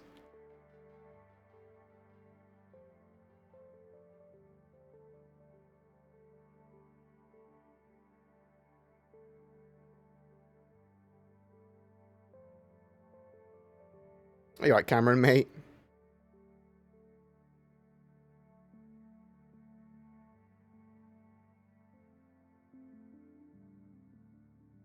Is Parasite docking the only update to the colonies we'll see? We don't know. So they might be getting a light pass as well. They did say recently there was no secret colony rework, but that was before they started working on the Taurus and the docking for the P-52, P-72 to the colony.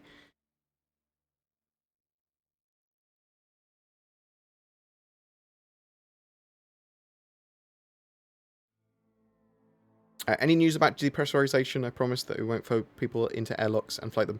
So not really at the moment. We know that they've got the basis of the room system there, and it tracks opening doors so it can know that there's no oxygen there or whatever. But proper depressurization and oxygen generation from sort of like life support systems and stuff, we haven't heard much about.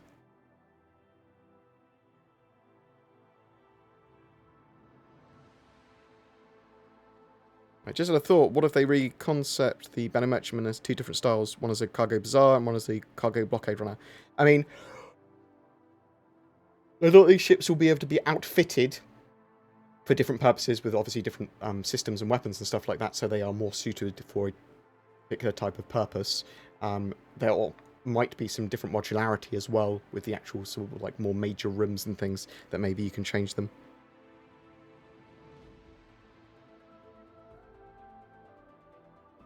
I'm lucky enough to have never met any toxic players. So, the thing with toxic players is that some people identify toxic players incorrectly.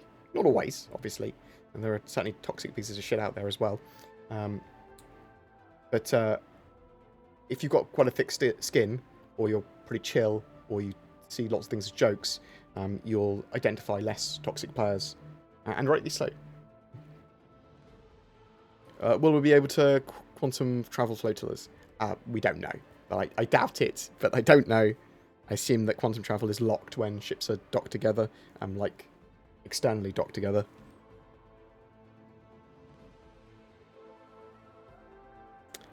Are there plans to have damage models on personal armor? Yes, I believe so. The physical damage system is certainly part of personal armor. So if I shoot a player in the face, will it show blown out faceplate? Yeah, so it's supposed to show damage accurately on the armor as well, as far as I'm aware. Do you think cargo decks will mean we can land our large ships there and sell cargo instead of going down to a city? Yes, that's one of the main reasons for them. Asked you about this before in a previous AMA, but I was just wondering, have you heard any more about org mechanics, a treasury system, ship sharing? Nothing more yet. It is on one of my priorities of things to get answered when I'm able to get a dev to answer me. I have asked about it. But obviously, they are building the group's systems up to be better and the party systems to be better, which will lead on to better organisation and org systems. And I believe that Turbulent are working on that at the moment, because they'll be doing integrating that with the back end, with the website and the game sort of simultaneously, all real time. But I would expect to see a permission system coming into the game in the not too distant future, which will also be part of that, allowing players to borrow each other's ships, things like that.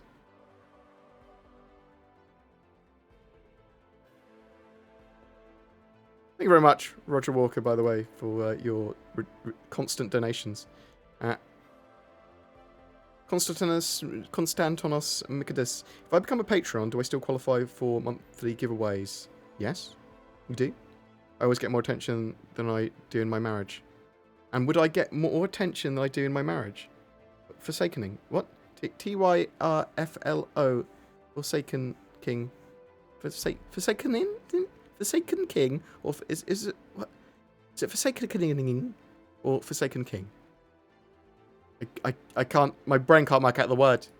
Thank you very much, though, sir. And I always give you more attention than you get in your marriage. Don't you worry, sir. That's what I'm here for. How am I doing? I'm alright. A little tired. I've got a organisation spotlight starting again tonight with Sync. So in a couple of hours, video go live. Sort of like a 35-minute-ish video, looking at synchronizers again and what they've been playing. Sort of like interviewing them while in game, messing around. Sort of like giving them some editing rights over it. So I'll see how that's received. So yeah, take a look at that, and then we'll try and get at least one org spotlight a month, probably 2 org spotlights a month, and then do some other spotlight type things, spotlighting different things in the community. And I also want to do a podcast and stuff like that as well. You right, Stormfire, mate? Hope you're doing well, sir. I'm doing okay. Name change to BoredGamer. Looking good, Board. I appreciate the love. I've got a really long head, though. That's not going to change. And I've got a ginger beard. But it's not too itchy or anything. The bit I've got beard oil as well if I need it. But I will style it somewhat rather than it just being a monster beard.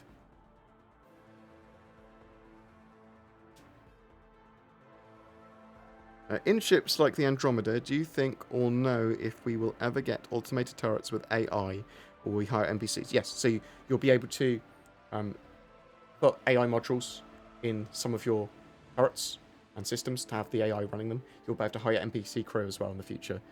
So the best possible option is to have a player running a system or turret, then an NPC crewman, then an AI module. Hello, hello, you right, Steampunk Devil? I'm glad so many people are joining us.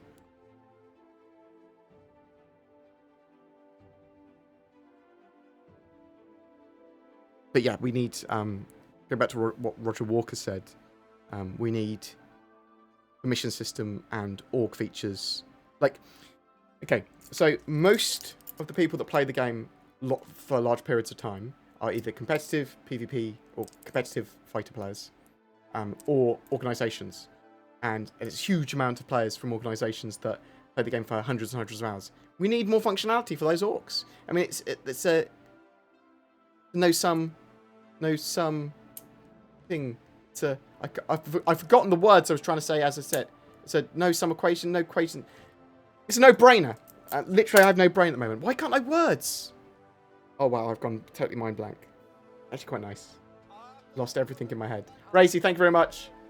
Thanks very much for the bits. I have a serious question. Are you the voice for ship being claimed after staying on pads for too long? Sounds less like you. It's not, but I wish it was.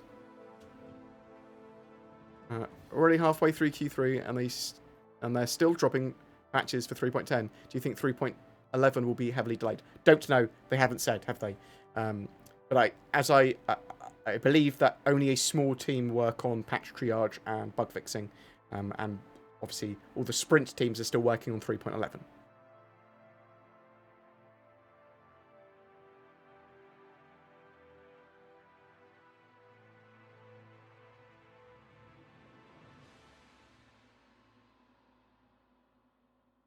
Yeah, I'm going to start using the relationships I have, exploiting is really what it is, with various organisations to get all the gameplay footage and to get some more interesting video content as well over the next few months. I'm hoping that Sin will help me organise that, or organise me to do that. Is what the hope is, really.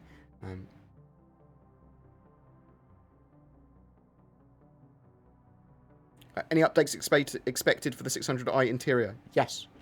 I don't know exactly what, but I know they're going to be doing another pass on that in the near future. Do you think the Outlaw-owned space station in Pyro will be there upon its release?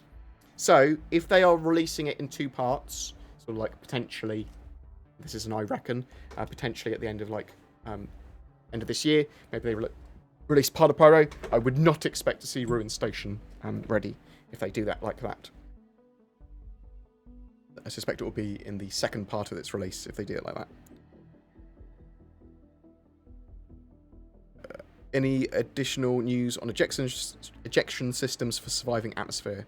No, not yet. But we know that there's going to be a way to survive atmosphere from injection.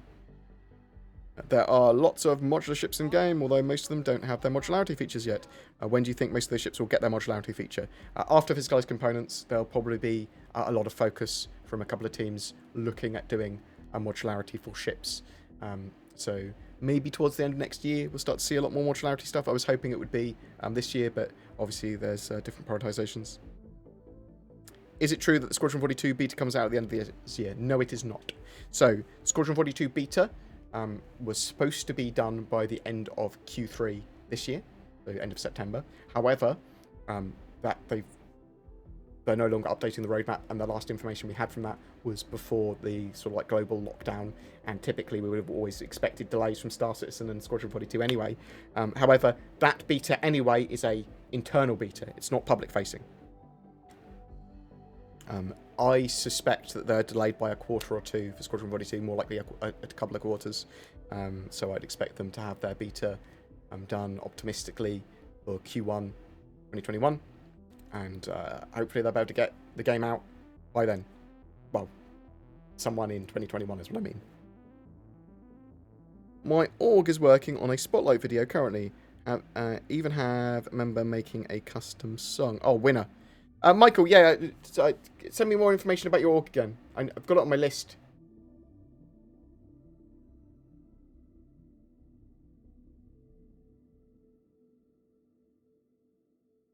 Actually, who are you with, mate? I can't remember. I've lost in my brain. We'll talk about it after the stream.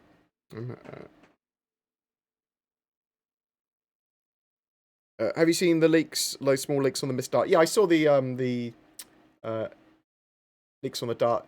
It doesn't look very appealing as a ship, but I suppose it was based on some bad drawings and then given to some people to make those bad drawings into a model. So there's sort of like a rumor about a MISC Dart ship that might be unveiled at some point. There's apparently lots of ships and vehicles that are sort of like not in active production but haven't been fully canned. They're sort of like shelved.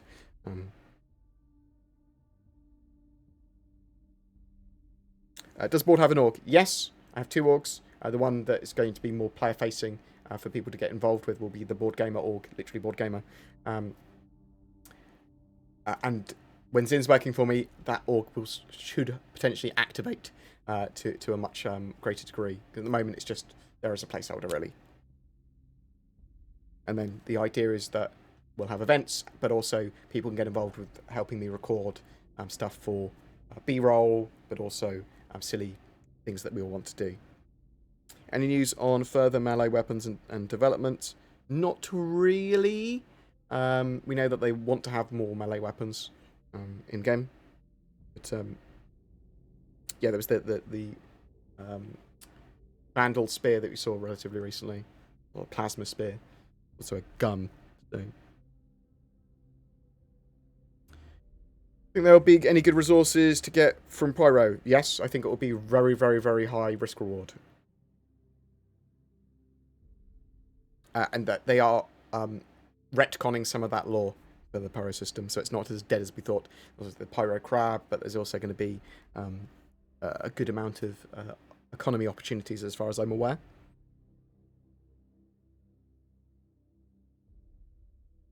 What happens when a ton of people try and use a warp gate? Do they get in line?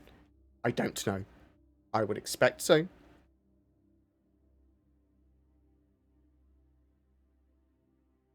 Are you worried that jump gates will end up like Eve gates with gate gankers? Yeah, I mean, it's possible that will happen in some areas, for sure. I suspect there'll be some ways around that with standing security forces and things like that as well. And probably reports of, well, there's someone on the other end of this jump gate. Do you know what I mean? Like, they could transmit that information, like, there I is, 12 players here, and there was a report of someone dying. So no impregnation in-game. Not as far as we're aware yet. Have you run at anything fast enough?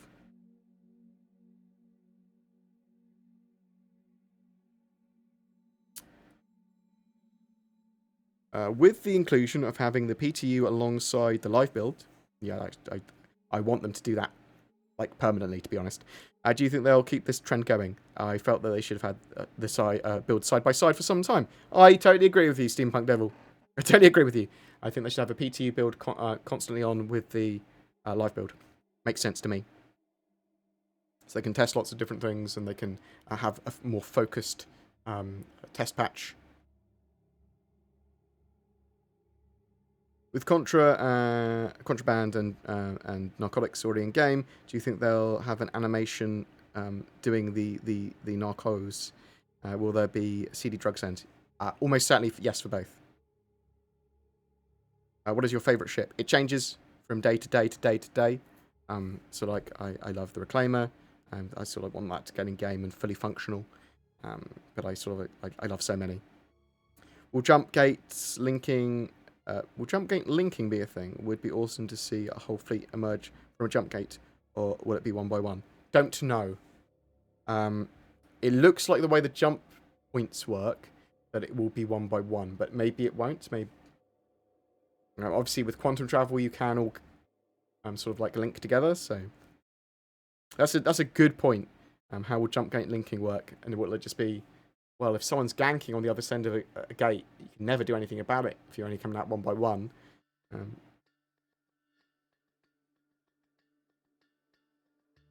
What do you expect from the CitizenCon-like online event that's this year? It's not a CitizenCon-like event, okay? CitizenCon was cancelled this year, and there will be something that will be happening around the same time this year, but not CitizenCon. So bear that in mind. It might be something very small. It might just be an in-game event. Could be a video. Could be more, but I doubt it. I expect a little mini in-game event, maybe a video from CIG talking about some stuff and some development things, and maybe the reveal of a new ship like the RSI Odin, sort of gunboat, maybe something like that. With the penguin mascot, will we see and be able to own real space penguins? Oh, space penguin animals. I hope so. They've got to add space penguins to Microtech, surely. Save them from the space yeti.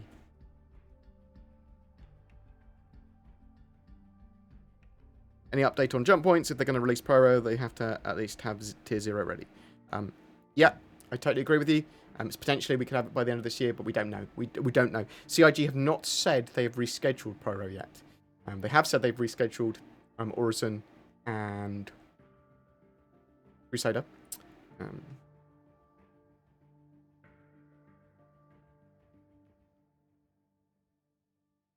Do you think we'll be able to sell ships from the Banu Merchantman or Kraken? Yes. I think that there'll be a robust contract system for stuff like that. That makes sense. It would be cool if they had more official guarded jump gates, but also some more risky illegal jump gates. I suspect you'll get a mixture, yeah. Would be awesome for the Expo hall to have an in-game event. Yeah, I totally agree. So maybe we'll get something interesting in-game that's sort of like a little bit of an in-game event, a bit of a sale, a bit of a free fly. But obviously you've got to remember as well, end of November is the Intergalactic Aerospace Expo, which is probably going to be a giant in-game event and sale and their free fly couple of weeks and things like that. So do you think we'll actually see Wormhub gameplay similar to what they showed at CitizenCon? Similar, yes. I think that makes sense to me.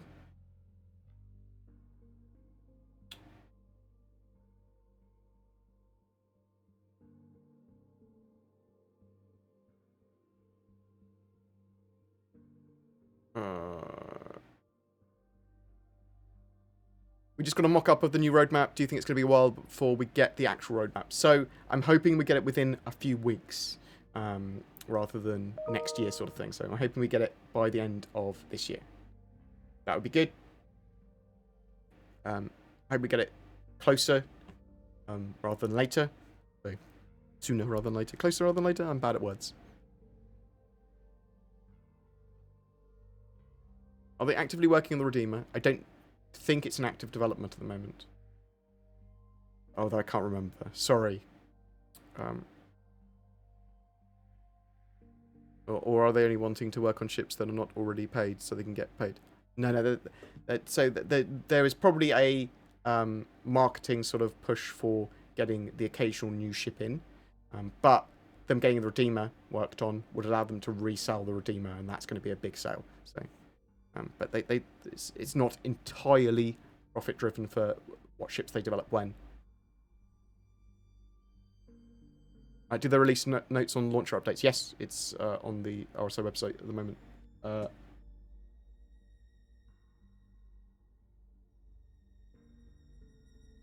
On the Spectrum forums, it's somewhere.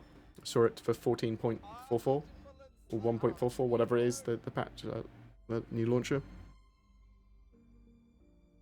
you think there will be intentional pirate type gameplay in Pyro? Yes. 100%. It's a pirate system. It's where most of the short to medium term piracy stuff will be located. And you'll have pirate incursions coming out of there and then retreating back to there as a sort of idea. Do you think that they will lean more towards the Arc star map to plan and route paths? So they're updating the star map, I know that. I quite like the site. Yeah. So expect the Arc star map and the star map in game probably to be more integrated together and be updated. That's what my expectation is. Can we attack and destroy space stations and jump gates? I don't believe so, although space stations will have systems on that can be damaged, is the idea. So you could certainly damage them. But I don't think they'll be fully destroyable. Physicalized inventory this year, that is what CIG have basically said their target is. So hopefully we need physicalized inventory and physicalized components as soon as possible, in my opinion.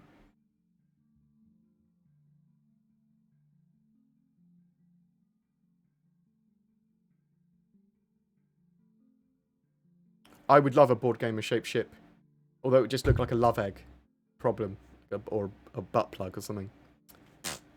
It's unfortunate the shape of my head. Do you think long-term persistence of game bought ships will hinder cash buying? Will affect it, probably. We want everything to be purchasable in game as soon as possible, and for that to persist, and for there to be no more resets as soon as... maybe not no more resets as soon as possible, but I don't want regular resets until they have to reset.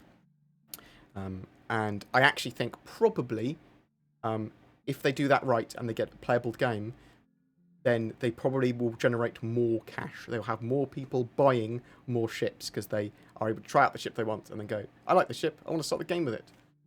That's my expectation. I do not have data on it, and that is purely anecdotal. Although you can see that CIG have made more money month on month, and huge, over 15 million in May. And that is after more and more of the ships have become purchasable in game. So, and with less ship sales than they normally do. Do you know if we'll be able to decorate our ships' internals kind of like The Sims? There will be the ability to place flair in ships and some forms, in some ships at least, of internal decoration. We can obviously see from the ship manufacturer stuff on the 300 series that's on the website. You can actually change some of the internals of your ship, different colours and stuff. So I would expect a good amount of customization for ships in the future, yeah. Will we have a better character creator at some point? Yes, they're implementing new heads and a better DNA system and better UIs for that. Roger Walker, thank you so much, sir. Are they going to adjust the pay for the delivery missions? Yes. Expect to see the economy and all that sort of stuff get balanced and rebalanced. The delivery missions and a load of the other missions in game at the moment, they need a massive, massive improvement in the amount of money that they pay out. So, by like 5-fold at least, sort of thing.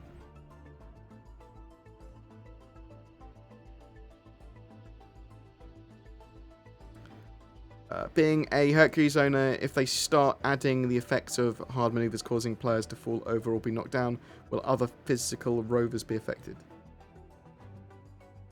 So, I'm not entirely sure what you're asking there, but there is going to be force.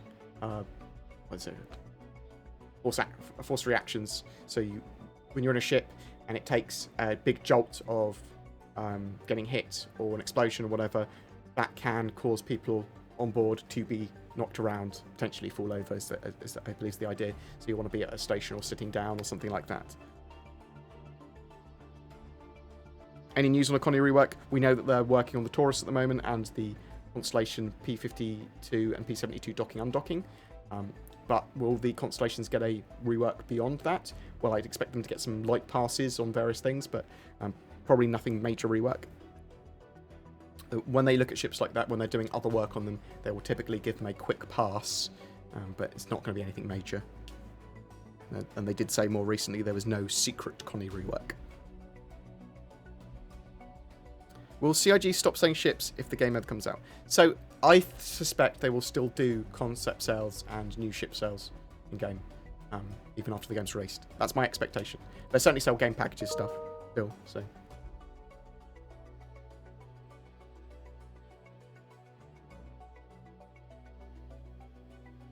River stored on the ship. Will there be ties down so they won't be able to move?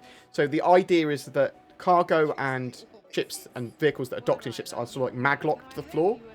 So they I don't think they will move around. I don't think they'll move around. Well,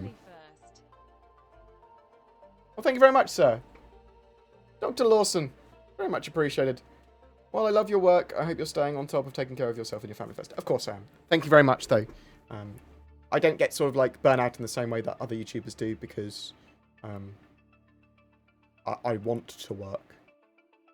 I want to constantly make videos. If I wasn't making YouTube videos, I'd be doing lots of other stuff. I want to be making money and working and doing stuff. So I don't get burnt out on it. I actually see it as an outlet for me, for sort of like being able to talk about stuff. So for me, it helps. And not doing it would be detrimental to my sort of like mental health, I think. Maybe. Although I am aware that I need holidays and time off sometimes. Don't get me wrong, I'm not just going to go 24/7, I'm always doing YouTubes. I'm not gonna do that.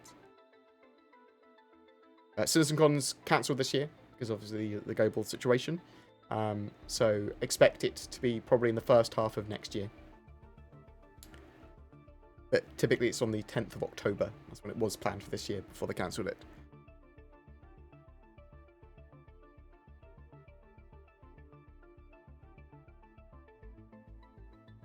We know AI and androids are frowned upon in the UEE, but it's because they don't work. The AI for them doesn't work in law. Yeah? They've got very derpy AI. They don't have like those. They don't have manufacturing droids or anything. It's much more hands-on. Where human labour and alien labour is much is needed. It's not nothing's super automated.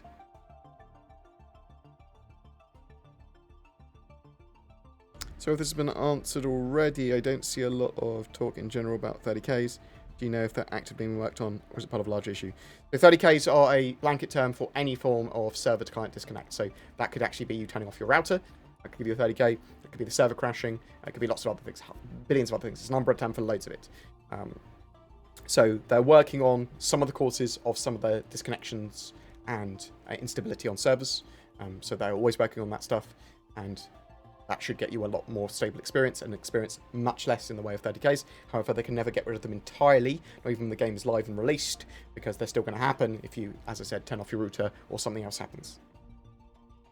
Do you need to borrow a computer from NASA on this? Nope. It's not as intensive as as some people might have led you to believe. It certainly needs optimization though.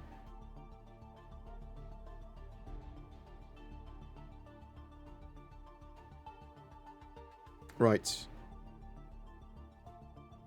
Do you think there will ever be a fast travel or warp between cities when you're in another city? No, I don't think so. So I'd like the functionality of being able to tell my character to travel from one area to another while I log off. That would be fucking nice. I could work out a way of doing that. That would be great. I think they either sell the Fleet Week jacket on the site or in the game or both. I bought a Mercury Star Runner during Fleet Week but didn't have a working PC. Wow. monstrous. I don't know about any of the semi-exclusive stuff, if they sold the flare and stuff again. Don't know. I don't... The exact jackets and stuff like that, the Fleet Week ones, I suspect they're yearly, differently. Going to be different each year. When do you think we'll have the ability to buy habs? And do you think respawn will work? Would it be the last place visited or habitation? So you'll probably respawn at hospitals, and they're working hospitals at the moment. Habs would be more somewhere that you will be encouraged to log out at. How do you turn off VoIP and FOIP in the menu? There's options to do it. In settings.